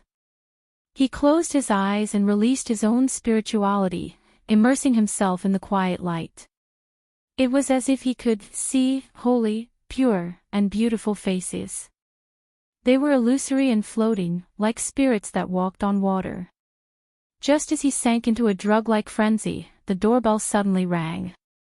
It rang again, and every sound was ear-piercing. Damn it! Why did he come early? Joseph opened his eyes in anger. His blue pupils were clearly bloodshot. He took a deep breath and calmed down. He turned and walked to the door. Since he was skilled and bold, he only glanced at the surveillance camera casually. After confirming that it was the food delivery guy, he reached out and opened the door. He saw the delivery guy with a baseball cap and a slightly lowered head. No! At that moment, Joseph, whose own spirit was powerful, suddenly felt as if he was facing a monster or a demon. At that moment, Lu Qing flicked his finger. The coin in the slit flew up with a clang, creating sparks of gold and red. It distorted its shape and shot towards Joseph's face. In 12 minutes, the patrolling police would pass by this place. Boom! When Joseph extended his fan-like palm to block, the coin that was infused with Emperor Yen force suddenly exploded. The fragments flew forward and split into 2, then into 4, and then into 8. The enemy was caught off guard and was only able to send 1/3 of the fragments flying. At that critical moment, a blue glow appeared on Joseph's body. It significantly reduced the speed of the shards, causing them to only leave a red mark on his skin. Lu Qing had just flicked the coin when he retracted his qi in blood. He quickly swung his left fist, which was covered in frost formed by ice shards, towards the enemy's lower abdomen. The meal box fell. Joseph's other fist rushed forward in a hurry, blocking his opponent's attack with exaggerated bulging muscles. Bam! The blue glow around Joseph instantly shrunk and seemed to have solidified. It was as if the sea had encountered a cold wave from the north and south poles. Ice spirit force. Lu Cheng's left arm rebounded. His qi and blood gathered and then exploded. He shook his right shoulder and swung his heavy fist sideways, igniting a crimson flame. Boom! Just as Joseph was about to block, he was hit by a shockwave similar to an explosive explosion. The already solidified blue glow shattered and scattered in all directions, vanishing into thin air. His body couldn't take it anymore, and he staggered backwards. Once Emperor Yen was out, the enemy was invincible. This was the fully formed Emperor Yen force. As Joseph retreated, Lu Qing took a step forward and threw a punch of Ice Spirit and Emperor Yen at the same time, leaving no gaps. He always maintained the optimal distance between each step, as if he was measuring accurately. Joseph couldn't retaliate, dodge, or escape. Bam, bam, bam, bam, bam, bam.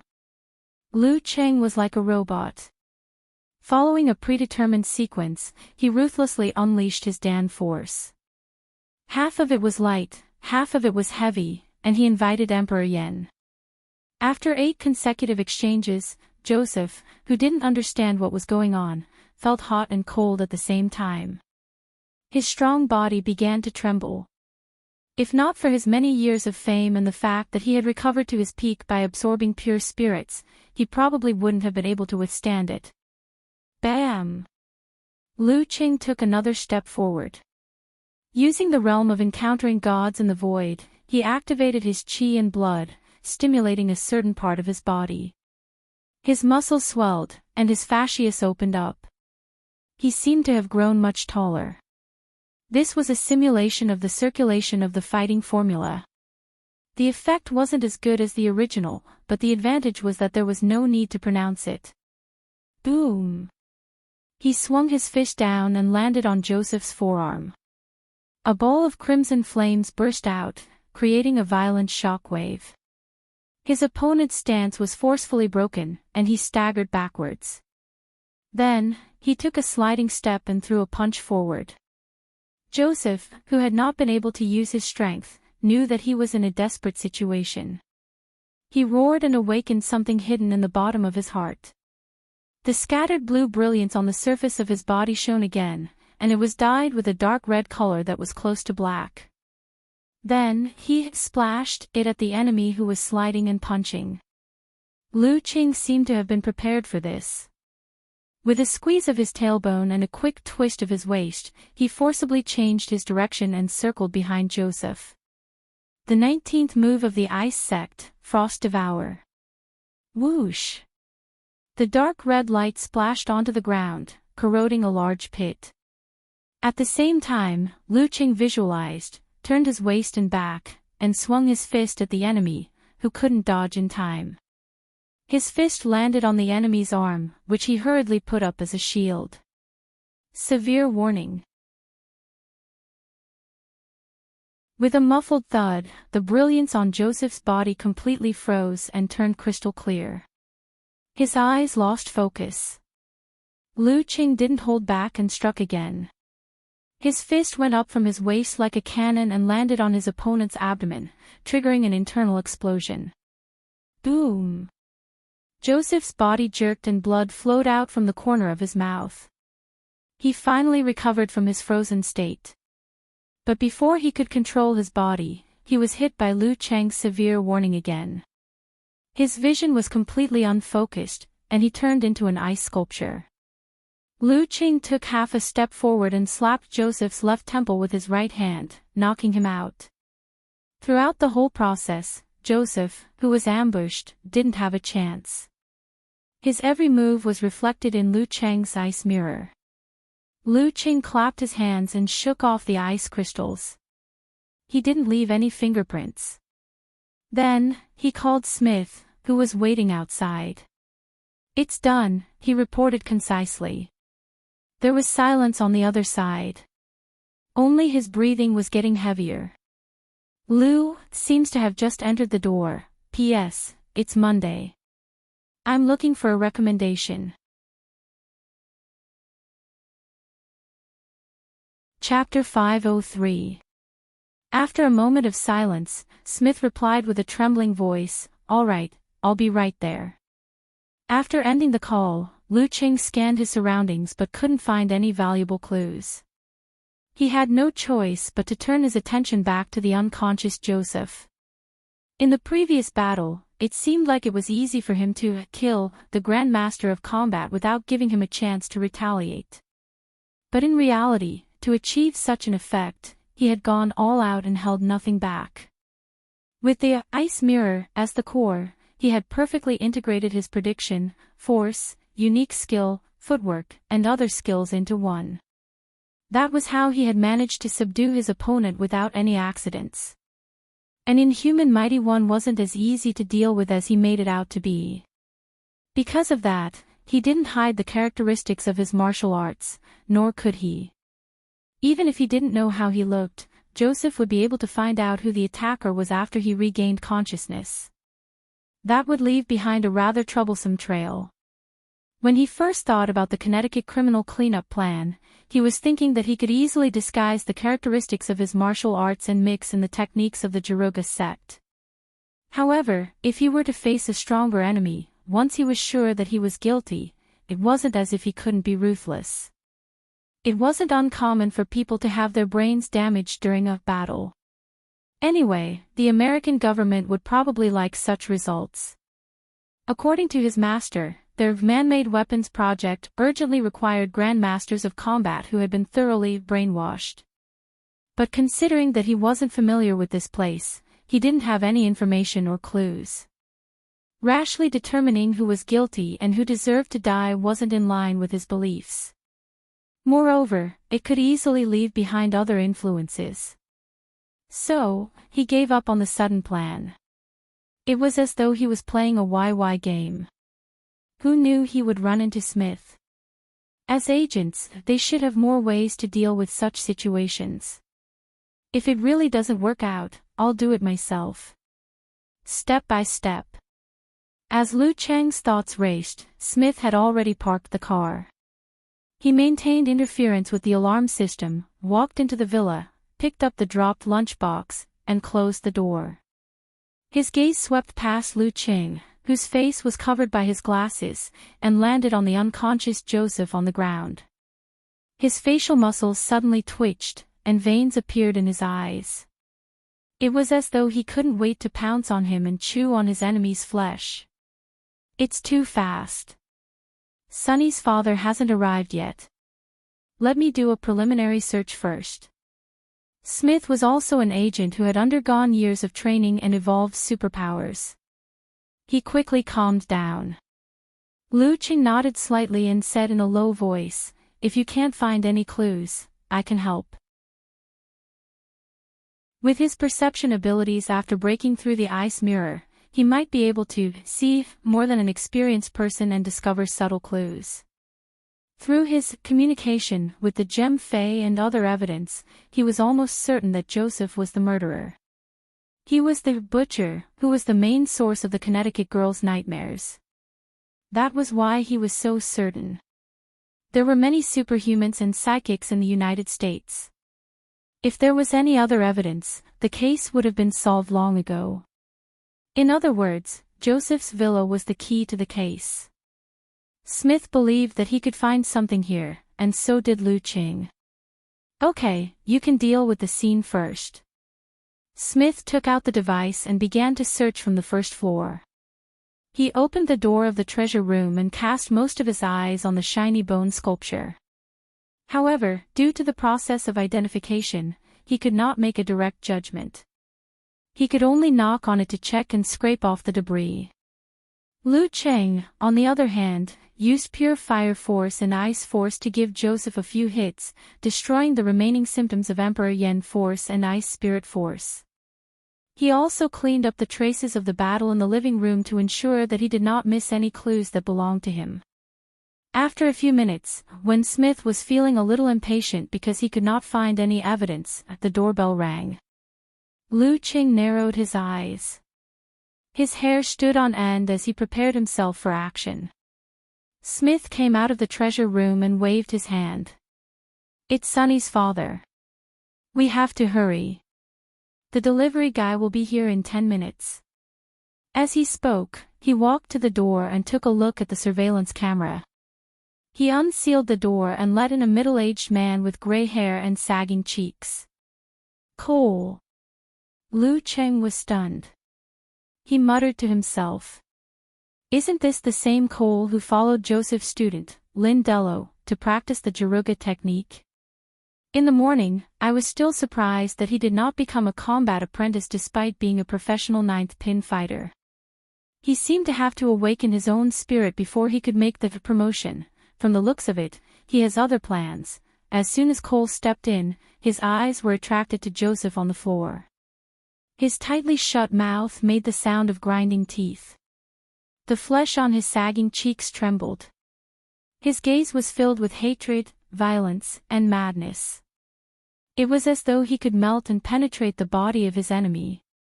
"Uncle Cole, hurry up," reminded Smith. Cole panted heavily. He forcibly retracted his gaze and began to scan his surroundings. He did not recognize Lu Qing. He only nodded gratefully at the superhero, who was wearing a baseball cap and black-framed glasses. He could not see his face clearly. "He's Sunny's father?" Lu Qing asked in a low voice while Cole was looking elsewhere with a sorrowful expression. He believed that with Smith's monitoring of him, he should know that he was in the same class as Cole. "Yes. Uncle Cole wants to become Joseph's student so he can guard this place," answered Smith with a gloomy and pained expression. "Isn't he afraid of being discovered?" asked Lu Qing, puzzled. For a devil who has killed at least 40 innocent girls, how can he remember their many relatives? "Uncle Cole divorced Sunny's mother a long time ago. He only comes to visit her a few times a year," said Smith after a moment of silence. He regrets his choice back then. While the two of them were talking, Cole seemed to have been summoned by something and heard a voice. A layer of mist appeared in his gray eyes. He turned around and walked towards the treasure room. He stared at the crimson gem and muttered to himself, "What a pity. Sunny, is that you? Sunny, is that you?" He extended his right hand and touched the surface of the gemstone with trembling hands. Suddenly, the gemstone lit up as though it had been illuminated by a strong light. Patches of crimson jumped out from the gemstone and caressed Cole's cheeks. "Sonny! Sonny!" Cole shouted in a low voice.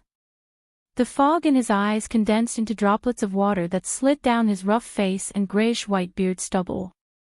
The surrounding gemstones and sculptures were affected by this as they shimmered with spiritual light, enveloping the treasure room in a sorrowful and gloomy atmosphere. "Sonny!" Smith rushed in with large strides and kept muttering softly. He vaguely felt the warmth that the blonde girl had once given him, as though it was yesterday. He believed that he had found a clue, he. Stimulated by the spirituality, the unconscious Joseph's eyes moved as he slowly woke up. He heard "Sonny" again and again and felt the signs of the spiritual object's radiance going out of control. "I've been discovered," he said wistfully. "Why? Why?"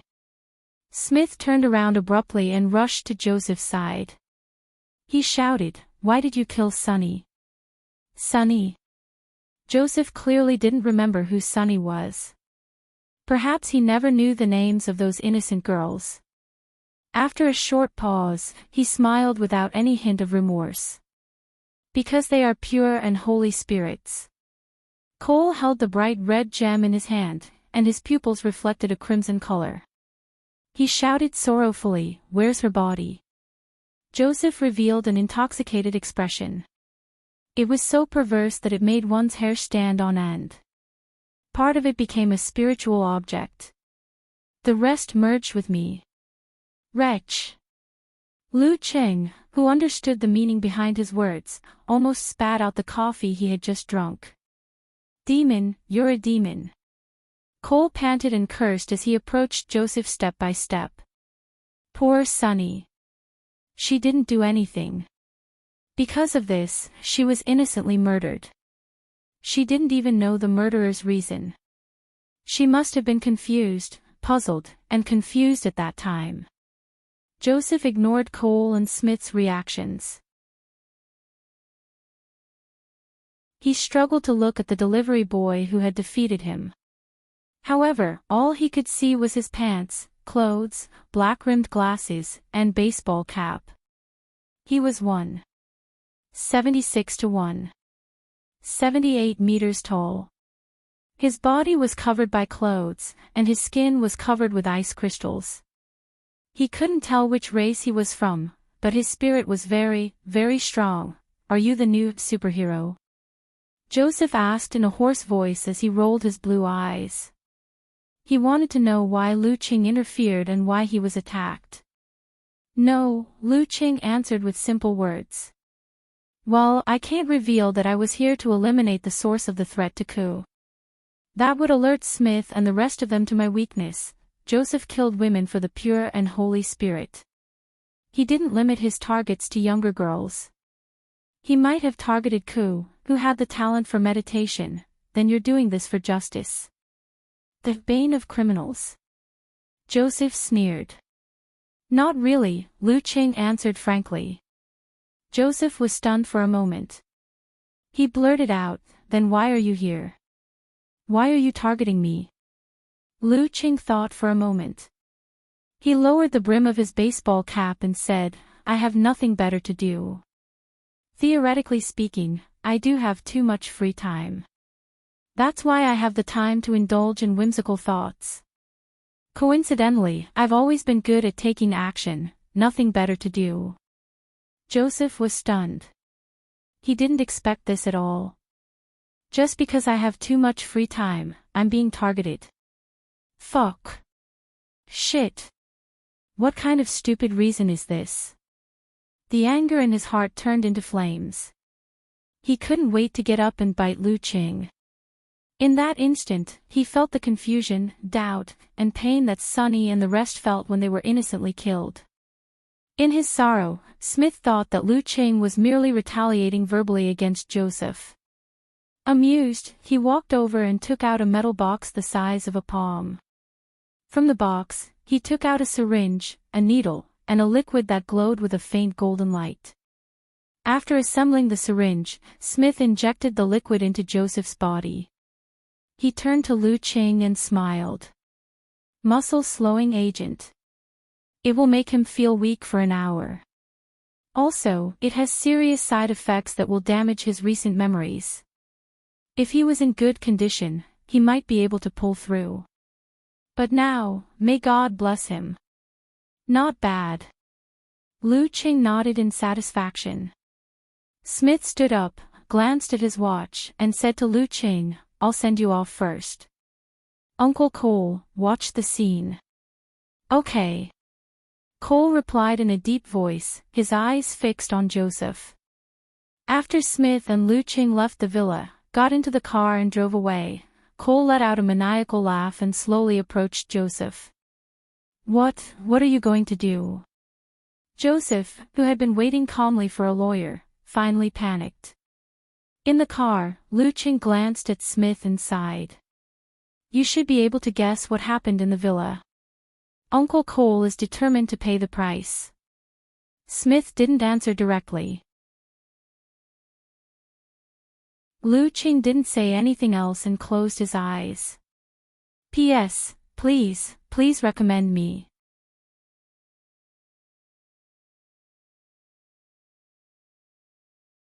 Chapter 504. Near Connecticut University, Smith stopped the car by the roadside and turned to Lu Qing. "I have to go back as soon as possible to settle the remaining matters. Don't worry, there won't be any surveillance footage left behind." "Okay." Lu Qing nodded, unbuckled his seatbelt and got out of the car.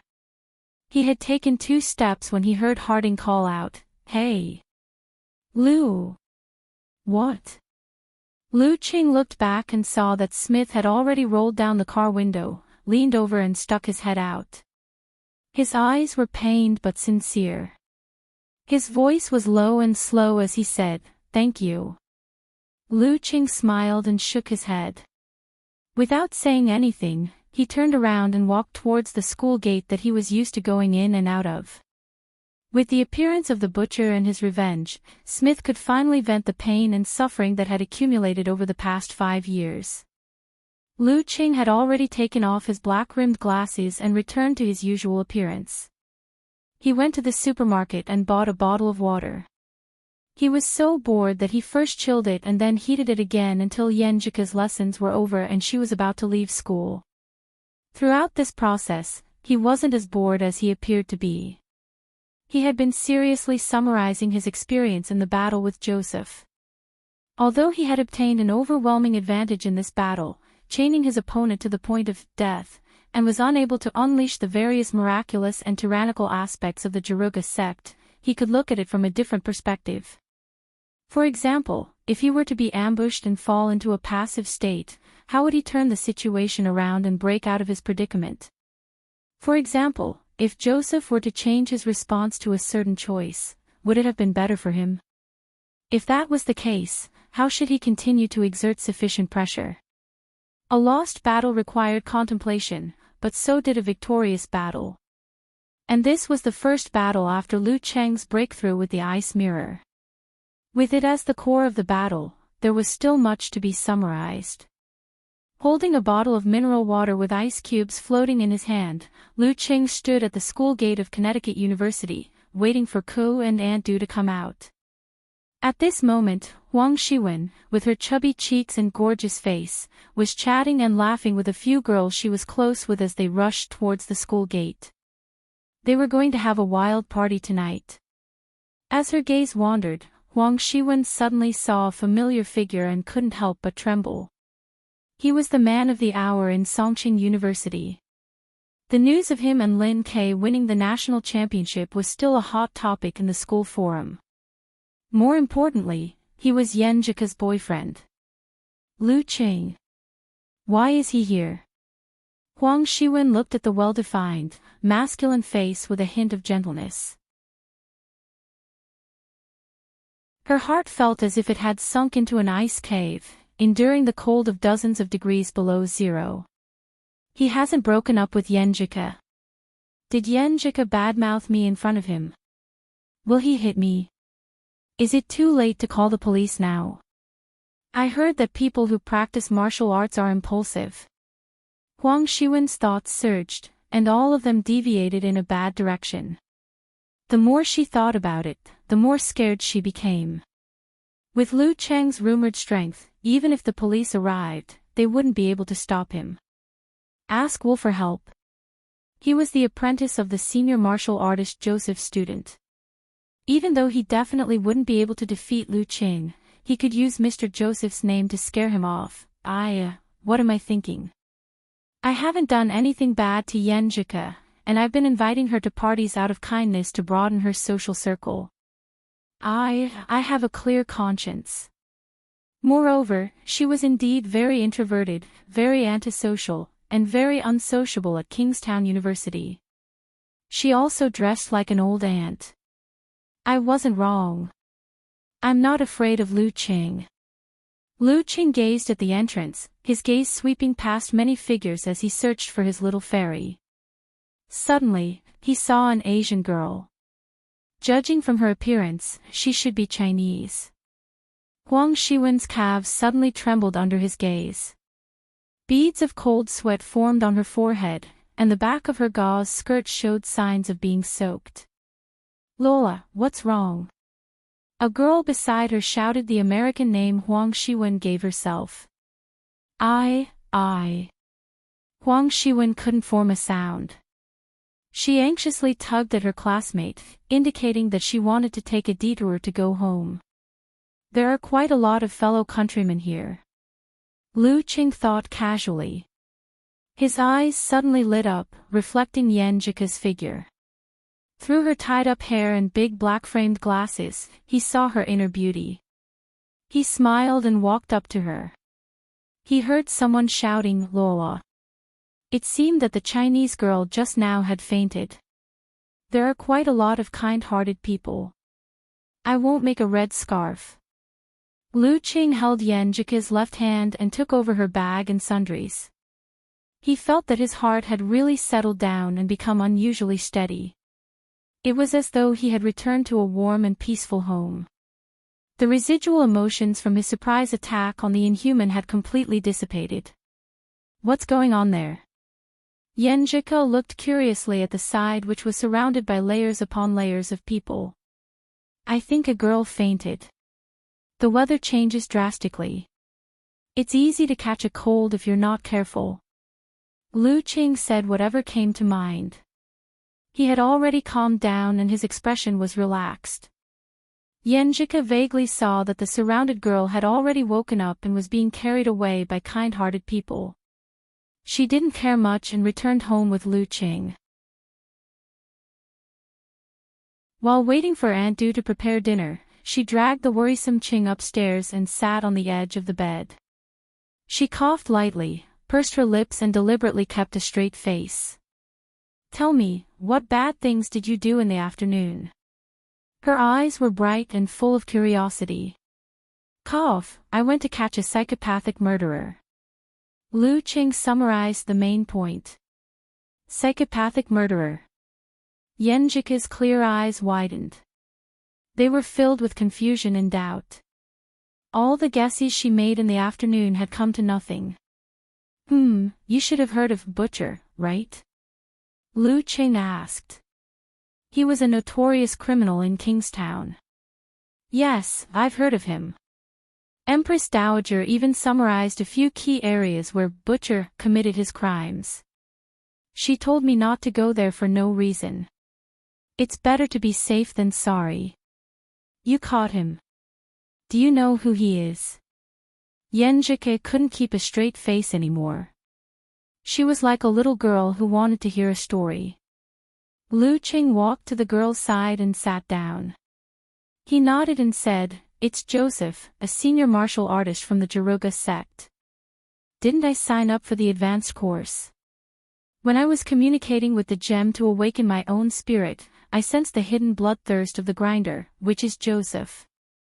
Originally, I didn't have any other evidence. If I went to him directly, I would easily become a criminal and be deported. That's why I didn't want to do it at first. Later, the head of the Secret Service, Smith, who was in charge of monitoring me, contacted me. His girlfriend, Sunny, was a victim of butcher. Without waiting for Lu Qing to finish, Yenjika was stunned. She changed her position and blurted out, "There's a Secret Service monitoring you. Is there really a surveillance system?" "That's right, we'll also monitor when experts from other countries enter the country." "Which do you want me to talk about first? Secret Service or butcher?" Lu Qing was amused. Both. Yenjika had already let down her hair and removed her glasses. Her eyes were bright and clear. After answering, she suddenly let out an "ah" and blurted out in relief, "Thank goodness we drew the curtains." Before she could finish, the girl shut her mouth. Her pretty face was as red as a peach, making Lu Cheng's heart skip a beat. He cleared his mind and answered firmly, "I've seen their surveillance footage. It only covers my activities outside. If Smith dares to peep, I'll let him know what it means to lose his memory from a beating." Seeing that Yenjika didn't want to talk about this topic, Lu Qing changed the topic and described the general situation. "Although Joseph is similar to an inhuman, I've improved recently. Moreover, it was a surprise attack, so subduing him was a sure thing. What I'm most worried about is actually the problem of cleaning up. I'm afraid that exposing my identity will bring you trouble. This is also why I didn't want to do it at first. However, with Smith around, it won't be a problem. As for Uncle Cole, he will definitely turn himself in. However, he doesn't know who I am and doesn't know me. Even if the Jaruga sect finds a corresponding superpower user, they won't be able to trace it back to me." Listening to Lu Cheng's tireless narration, she thought of the girls who were harmed by the demon butcher, the pain that Cole and Smith had to endure, and the determination of that father who was willing to pay the price. Yenjika had mixed feelings. Her eyes reddened, filled with resentment and sympathy. Those poor innocent girls. That perverted criminal with no remorse. She suddenly reached out and patted Lu Cheng's shoulder. Biting her lip, she nodded seriously. "Cheng, you've done a great job. One of the main goals of my dream of practicing martial arts is to be a chivalrous and righteous swordsman. You fulfilled all my expectations in this regard." As she spoke, her voice gradually softened.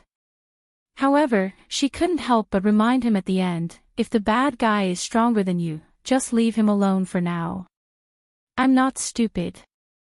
Lu Qing laughed. Then, he corrected the girl's perception of him. "Actually, I didn't look for Joseph because I hate evil and want to be a chivalrous person. This is only a small part of the reason." "Then what is it?" Yenjika blinked blankly.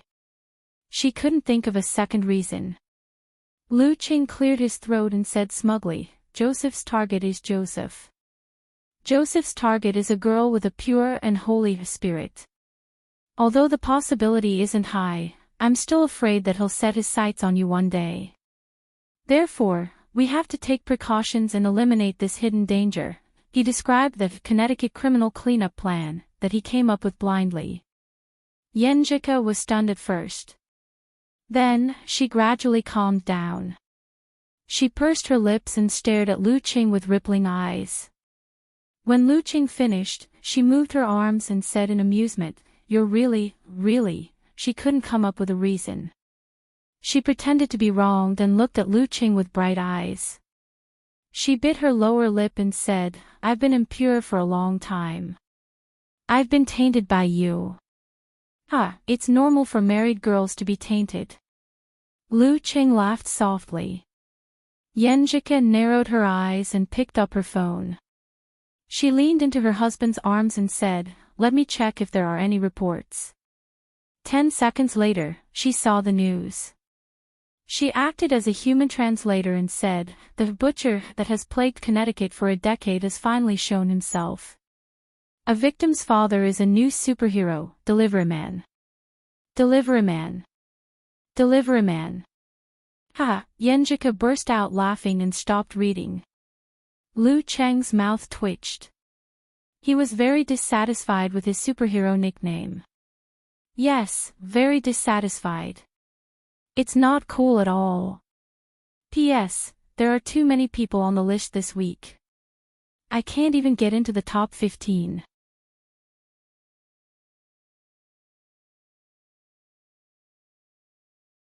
Chapter 505. After laughing for a while, Yenjika raised her head and looked at the dissatisfied Lu Qing. She deliberately frowned and said, "I remember you said you would be my personal delivery boy. Didn't you say you would only deliver food to me? You liar." As she spoke, the corners of her mouth curled up again, unable to keep a straight face. Lu Qing reached out and held the girl's waist. He cleared his throat and laughed. "I didn't deliver takeout to Joseph. Don't tell me I should tell him, sir, your severe warning has arrived, your Emperor Yen force has arrived, and the DF-1E1 you ordered has been launched.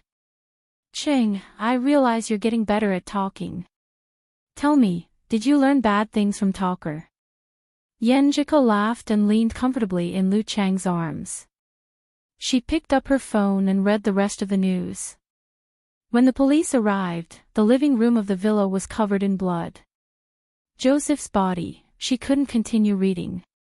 She felt her appetite disappear instantly. Lu Qing lowered his head and saw the few lines of words with his strong eyesight. Cole vented his pain and hatred to his heart's content. He drained Joseph's blood and dismembered his body. He even tried to chop it up and burn it, destroying everything beyond recognition. Lu Qing sighed and clicked his tongue as he watched. At the same time, he was even more certain of the subsequent developments. If that was the case, the coroner probably wouldn't be able to discover that Joseph had been frozen.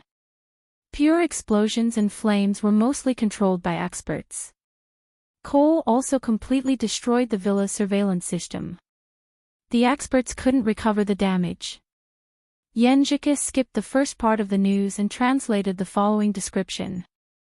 Cole truthfully confessed his crimes, but didn't mention the deliveryman. Even if the relevant personnel used superpowers to induce him, they couldn't find anything. We can make an outline of the deliveryman. He's good at computers and is a very good hacker. He can hack into the police system and cut off the connection between the alarm system and the police station. He's very good at fighting and is stronger than the veteran martial artist Joseph. He has the superpower to create explosions. He likes to dress up as a delivery boy. After reading, Yenjika pursed her lips and looked at Lu Qing. She nodded seriously and said, "Based on what they listed, even your wife wouldn't recognize you. They're thinking too much." Lu Qing shook his head, amused. That's for the best. As a person with a big heart, he had already forgotten that unimpressive nickname. At this time, Du Yen finished preparing dinner and urged them to go downstairs. Affected by the news, Yenjika only ate a little, while Lu Qing ate a lot to make up for his previous consumption. After dinner, the girl turned on her computer and busied herself with reports. Lu Qing took the menu, lit the table lamp, and sat beside her. Sometimes he would study cooking, sometimes he would look up news, sometimes he would watch videos of the Jaruga sect, and sometimes he would turn his head to admire the girl's soft and beautiful side profile. Your report looks quite complicated. After a few glances, he sighed. Fortunately, there's no rush. I'll hand it in next week. Right now, I'm just doing a simple preliminary research to facilitate tomorrow's group discussion. Yenjika tucked her hair behind her ear, picked up the cup, and took a sip. She unlocked the screen of her phone and looked at the discussions in several groups. She blurted out, "The girl who fainted just now is Huang Shiwen." Huang Shiwen. How come she fainted? Lu Qing had heard of this name before. He knew that she was a classmate of his little fairy and was in the same training program. She was good at socializing and often invited his wife to parties, which annoyed her since she didn't like such occasions. She turned from tactful evasions to outright rejections. Yenjika looked at her husband suspiciously. Seeing that he was sincere and didn't seem to be faking it, she shook her head and answered, I don't know. Maybe it's because she has to play and study at the same time. She often stays up late and her health is deteriorating. Wang Shiwen fainted the moment Qing showed up. Could it be that he secretly used a secret technique to help me vent my anger? No, I didn't say anything bad about Huang Shiwen to him. At most, I just complained that he was too warm and friendly. I couldn't stand it. Maybe Huang Shiwen had a guilty conscience and fainted after seeing Qing. While thinking, Yenjika made a guess and felt inexplicably good. This is good. I didn't cause any trouble and I feel like I've vented my anger.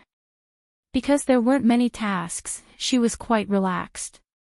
From time to time, she would chat with Lu Qing and chat about other topics. When Lu Qing saw interesting news or videos, he would also share them with her for fun. This kind of learning scene was very warm and comfortable. The only problem was that the efficiency was too low. Yenjika didn't finish collecting the simple information until it was close to 9 o'clock. It's all your fault. She looked at the time and kicked Lu Qing lightly with her slipper-clad foot. You made me lose focus. Is this called a fatale? Lu Qing laughed and made fun of himself. After flirting for a while, Yenjika suddenly heard her stomach growling. She looked up and said in an aggrieved tone, Qing, I'm hungry. As the exclusive delivery boy, it's time for you to show off. I didn't eat much for dinner because of that news.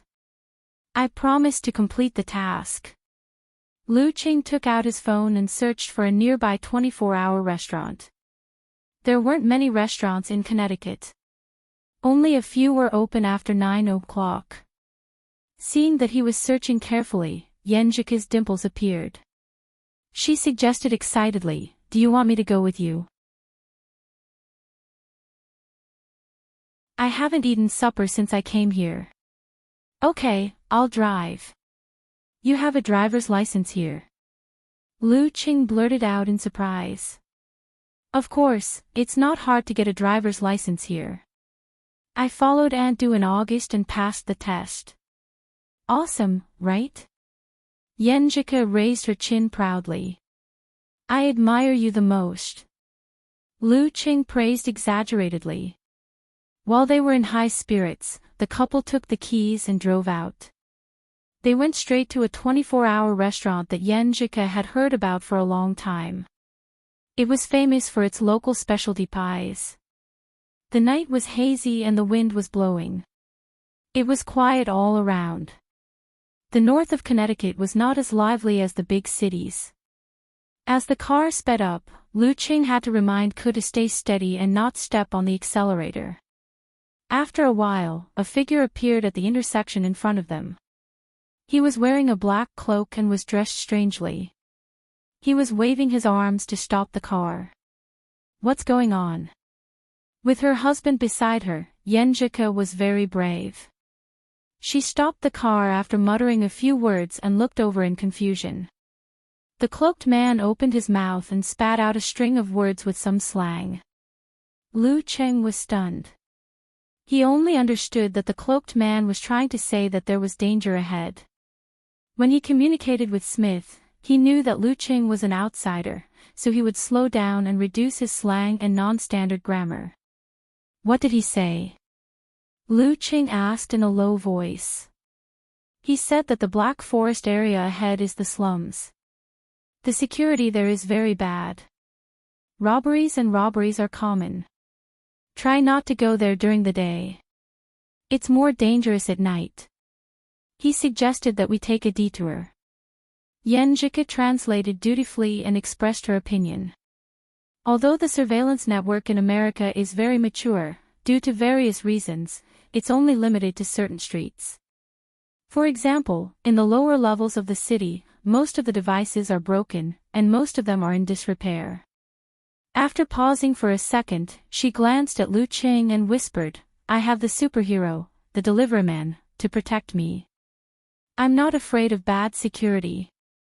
After that, the couple looked at each other and smiled. They waved at the cloaked man outside. Thank you. Then, Yenjike turned on the turn signal and drove to another road. I can't let their good intentions go to waste. The cloaked man nodded in satisfaction as he watched them drive away. He felt a sense of accomplishment. Oh yeah, why is he waiting there to remind people? Lu Qing muttered after a few seconds. Yenjike said with a smile, he said that he was a superhero. Although he was not strong and was not recognized by everyone, he always wanted to do something good within his power. Seeing that many people unknowingly entered the Black Forest area at night and suffered losses and even injuries, he stopped cars here every day to remind them. Lu Qing was touched by her words. He sighed with peace of mind. I think this superhero culture in the United States is quite interesting. Every country has its own unique characteristics. Yeah. Yenjike nodded in agreement. Then, she frowned in confusion. But he's wearing a black cloak to stop cars. Other than people like us, who would dare to stop at night. No wonder he said it wasn't effective, that makes sense. Lu Qing was stunned. Yenjike left in high spirits and returned home when it was 9:40 p.m. After a hearty meal, Yenjike returned home. Shower and sleep. The girl rested for a while, grabbed her pajamas and change of clothes, and walked to the door. Before she left, she looked back at Lu Qing warily. Seeing that he didn't intend to follow her, she walked into the bathroom. Seriously, am I that perverted? Lu Qing laughed and shook his head. After a while, the sound of running water stopped. Yenjike came back with a towel wrapped around her head. Her night dress tonight was slightly different from usual. It was a spaghetti strap style, revealing her delicate collarbones, beautiful shoulders, and fair skin. Lu Qing was stunned when he saw it. I always wear this. I was too embarrassed to wear it in front of you before. Humph, you said that I'm a married girl. What's there to be afraid of? Yenjike forced herself to explain. Her cheeks were flushed because she had just taken a bath. It looks good. Lu Qing didn't answer her question. He walked over and volunteered, I'll help you dry your hair. Okay. Yenjike sat down, took off the wet towel, and let Lu Qing dry her hair. Smelling the fragrance and lowering his head, he saw the breathtaking beauty. Droplets of water slid down her slender white neck and stopped at her delicate collarbone. Lu Qing couldn't hold himself back no matter how hard he tried. When her hair was only half dry, he kissed her. The girl moaned and softened in his arms. The room was full of romantic scenes. Going to bed on time became an extravagant hope. After a while, Lu Qing lay down with satisfaction and hugged Yenjike's trembling body. Applying what I've learned is pretty good, he thought with a smile. Yenjike paused for a few seconds, gritted her teeth, and wrote 3 words on Lu Qing's chest. Big, pervert. With Lu Qing's control of his body, he could easily recognize it. He read it out with a smile. Yenjike rolled her eyes at him and started writing again. Big hooligan. Lu Qing read it out proudly. Yenjike pursed her lips and moved her fingers again to write. Big idiot. Big idiot. Big hero, huh? Lu Qing read them one by one and turned his head to look at the girl. He found that Yenjike had already turned her head and looked to the side. In a dark corner of the street, Smith, who was on night shift, received a call from his superior. Any unusual movements from the target? Did he leave the surveillance? Asked the other side in a deep voice. Joseph was defeated by a new superhero. Every dangerous person in Connecticut was a suspect and had to be questioned. Smith answered without blushing or panting, no, he's very obedient. Very good. The superior didn't say anything else because he didn't think that Lu was suspicious. According to the available information, this dangerous person was no different from Joseph. The next morning, Lu Qing continued his training. After everything was done, he sent the girl to school and jogged to the Msasi martial arts gym. He planned to participate in the class as if nothing had happened. $5,000 can't be wasted. I'll go to the Dragon Punch dojo in the afternoon to see the legendary Zhu something.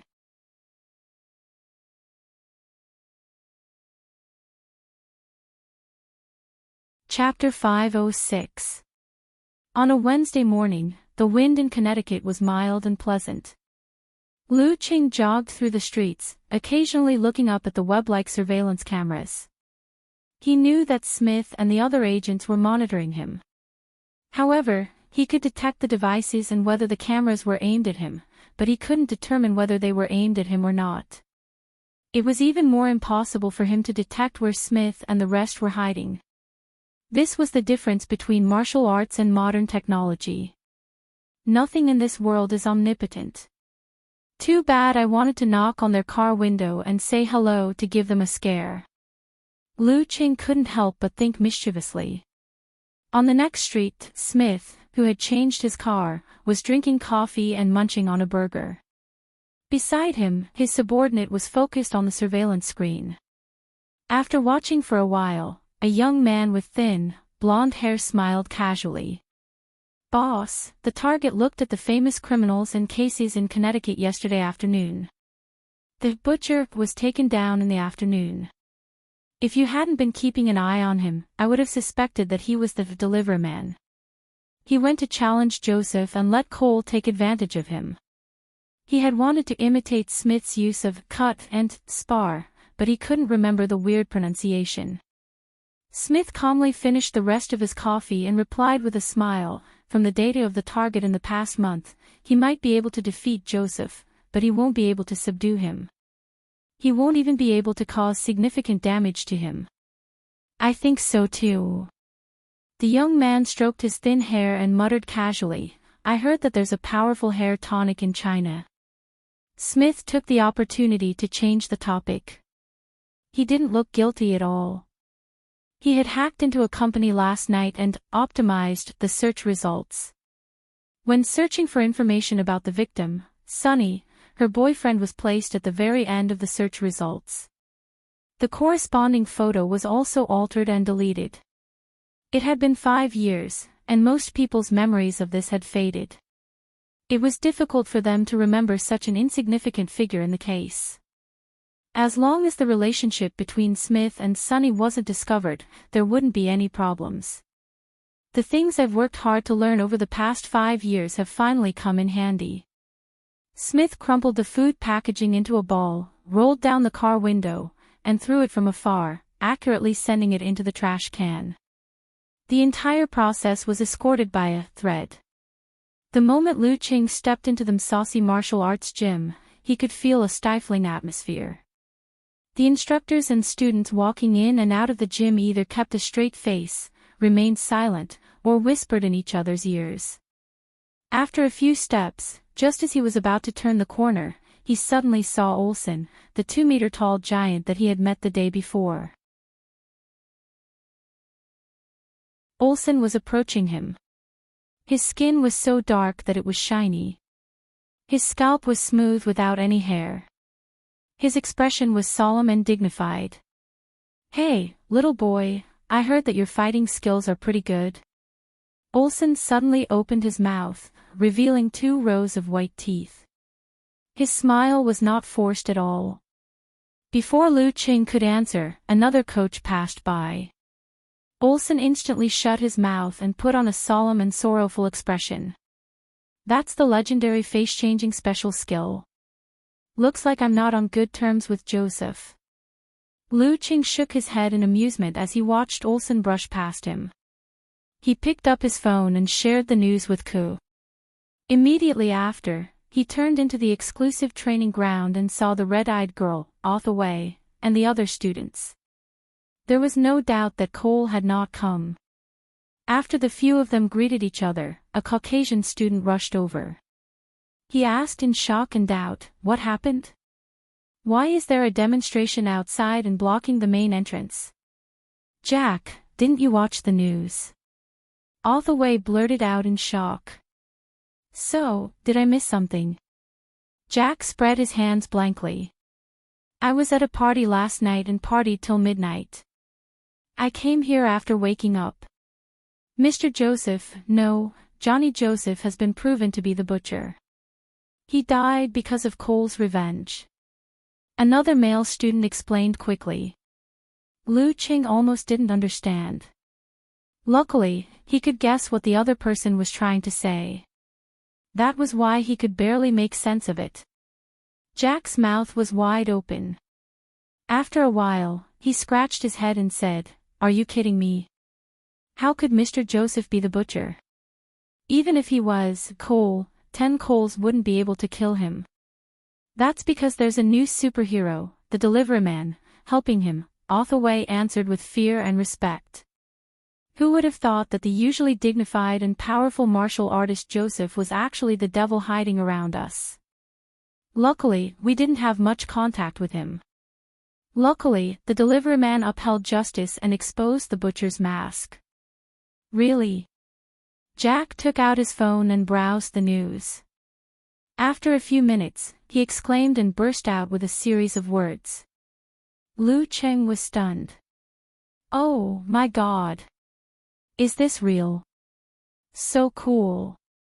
After expressing his emotions intensely, Jack pointed outside and said, "So, that's a protest against Joseph?" "No, they're calling for a boycott of the Jaruga sect. It's organized by the mission. They say that all things have spirit is the path of the devil and will make people degenerate like Joseph." Hathaway said worriedly. She was worried that the Msasi martial arts arena would be affected. "We're not the weird guys from the Kagri sect. Our focus is on fighting." The Jaruga sect is covered in dirty water. They can't even take care of themselves." "I'm relieved." Lu Qing smiled as he listened. "The conflict between the mission sect and the nature sect runs deep. Will the Jaruga sect suspect that the Delivery Man is the mission's doing? If that's the case, the Jaruga sect and the Msasi martial arts arena will have to cut ties with Joseph. At least on the surface, no one will investigate this matter." The few students chatted worriedly for a while. A female coach with short blonde hair came over and said in a deep voice, "Lin Luodong will cooperate with the investigation. I hope he's not involved in any of the butcher's past cases. I'll be in charge of your lessons for the next few days. You can call me Madam Annie." She's calling him the butcher directly. That's a quick cut. Lu Qing sighed to himself. He began practicing his fighting techniques with Annie. During sparring, he controlled his body with the ice mirror and restrained his instinctive moves. He purely used boxing, wrestling, and jiu-jitsu. This gave him a different kind of experience. He looked back at his instinctive reactions during combat and improved himself from the details. Although she had some concerns, Annie had already awakened her own spirit. Her corresponding spiritual cultivation wasn't weak, so she maintained a calm state throughout. She earnestly completed the awakening teaching and other content, allowing Lu Qing to gain some insights. When the lesson ended, Lu Qing took a shower and changed his clothes. He carried the bag and left the Msasi martial arts arena without looking back. He had lunch with Yenjika and chatted about the butcher's case in school. After Yenjika's lesson, he bought a bottle of water and walked leisurely to the Dragon Punch Dojo of China. It was a short distance away and only took him 3 to 5 minutes. After leaving the Msasi martial arts arena, Jack invited Asul and the other students he was close to his rented apartment for a meal. He specially ordered pizza, chicken wings, cola, and other food. When they gathered together, the topic of conversation was always about the butcher and the delivery man. The more they talked, the more excited they got. They made many guesses and finished criticizing each other. At this moment, the doorbell rang and the sound echoed throughout the living room. "Who is it?" Asul asked instinctively. Jack stood up and walked to the door. He didn't care and smiled. "The takeout is here." Just as he said the word takeout, it was as though a magical spell had been cast on him. He froze on the spot and the discussions in the room were instantly silenced. "Don't tell me it's really the delivery man." Jack swallowed his saliva and forced a smile. As he spoke, he carefully opened the door and made many confirmations. After a long mental journey, he finally got the pizza, chicken wings, and other food. Just an ordinary delivery guy, Jack turned around and shrugged. Everyone was relieved at first, then disappointed. Similar scenes were happening in many places in Connecticut. Especially the children, they were filled with fantasies. After Lu Qing arrived at the Dragon Punch Dojo of China, he waited at the front desk and saw the skinny young man, Li Zunping. "Is Dojo Master Zhu here?" he asked excitedly. Li Zunping was all smiles. "He's here. He's doing a demonstration. If you were an hour later, he would have left." That's good, that's good." Lu Qing nodded with a smile. He followed Li Zunping into the training grounds and saw layers and layers of people in front of him. There were white, black, yellow, and brown people. "Watch carefully. If you sign up, there will be many more opportunities like this." Li Zunping extended his hand from behind and tried to pat Lu Qing on the shoulder. However, Lu Qing happened to take a step diagonally, causing his hand to miss. At this moment, Lu Qing pulled his fascia and shook his muscles. Anyone who came into contact with him felt as though they had touched a loach.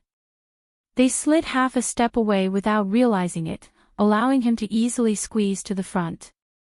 In the middle of the training grounds, a Chinese man in his 50s was slowly practicing the routine. His punches and kicks were natural and seemed to have some foundation. Of course, this foundation was only relative. Lu Qing was stunned. He couldn't believe that this was the legendary dojo master Zhu. Very average. Zhu Hong's hair had turned a little white, showing the vicissitudes of life. He was quite good-looking and had the temperament of a grandmaster. After practicing for a while, he settled his feet and got into a stance. 6 students came out to push him. Before Lu Qing could react, 4 muscular men had already entered the training grounds. There were white and black people. Then, 2 excited students joined the team. They lined up in a row as though they were participating in a tug-of-war competition. The latter pushed the former, and in the end, they pushed Zhu Hong's palms. Yeah. The 6 men used all their strength but still couldn't push the skinny dojo master. This attracted the excited cheers of the other students. Lu Qing, on the other hand, was at a loss with his mouth half open. From the changes in his waist, abdomen, and legs, only the 2 at the end had exerted their strength. Not only did the other 4 not help, but they even slowed him down and offset his strength. Are they F***king liars? The corner of Lu Cheng's mouth twitched.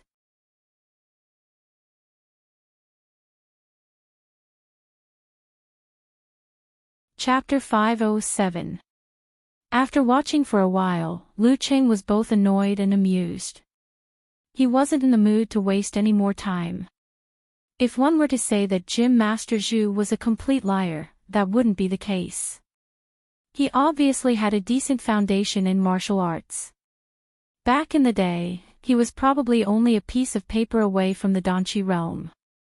However, due to his advancing age, he no longer had any hope of making a breakthrough. Although the dragon fist he created couldn't be said to be stunning, it was still a combination of techniques from several countries. It was simple and powerful, and was suitable for beginners. Given his situation, it wouldn't be difficult for him to set up a martial arts dojo in Chinatown near Connecticut University to earn some retirement money. However, if he wanted to make a name for himself, set up a signboard, set up a chain, and earn a huge sum of money, that would be beyond his reach. He could only rely on trickery to make up for his lack of martial arts. He could only rely on exaggerated performances to win over those who shared the same roots or the local masses who yearned for the mysterious martial arts of China. From a practical point of view, Dojo Master Zhu was a great success, gaining both fame and fortune. On one hand, it was because he was very rational and clear-headed. He never had any conflicts with the local tyrants like the Jaruga sect, nor did he try to snatch their resources. He only took in those who were eliminated. On the other hand, normal challengers couldn't do anything to him. Moreover, there were also strong and sturdy disciples who had received the true teachings to take care of him. On the other hand, whether one could master martial arts or not depended on one's master. Even if a student failed, there would be plenty of reasons to explain it. No one would find fault because of this. Just like the saucy martial arts gym, there were also a large number of failures. Gently shaking his head, Lu Qing seized the opportunity when the performing student's center of gravity changed when the crowd's cheers reached its climax. He drew in his qi and blood and channeled it into his left leg, causing it to swell and thicken. Lu Qing stomped on the ground and flipped forward. Suddenly, the arena shook and trembled. The tall white man standing in front of Zhu Hong lost his balance and fell, leaning towards Dojo Master Zhu like Mount Tai. Zhu Hong's expression changed. He pushed his feet inward, twisted his knees, swung his hips, and braced his arms to withstand the fall. However, the students behind him were like falling dominoes, stacking on top of each other. Finally, he couldn't take it anymore. His center of gravity wobbled, and his body leaned backwards. He staggered a few steps back and sat on the ground. Thump! Thump! The 6 students all fell to the ground in a heap, staring at Zhu Hong with their eyes wide open. The surrounding cheers came to an abrupt end. Everyone looked at each other with a blank expression on their faces.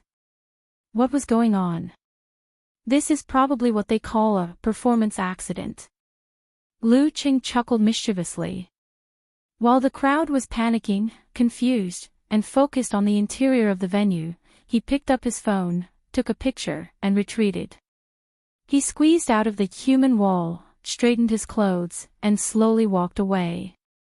After a few seconds, everyone came back to their senses. The 2 Caucasian men in the crowd looked at each other in confusion. George, let's go back to class. The brown-haired young man with a few freckles on his face glanced at Zhu Hong, who hurriedly stood up and said disappointedly. The shaking of the field and the fall of the students were very close together. In hindsight, it was easy to confuse the cause and effect and think that the latter was the cause of the former. The blonde youth with thick arms and a clear devil tattoo sighed and answered, "That's right." Good. Sigh, even in Cathay, there aren't many people as powerful as Ping Helu. Not to mention those who were willing to come to a foreign land. After leaving the Dragon Punch dojo, Lu Qing strolled around the nearby streets aimlessly.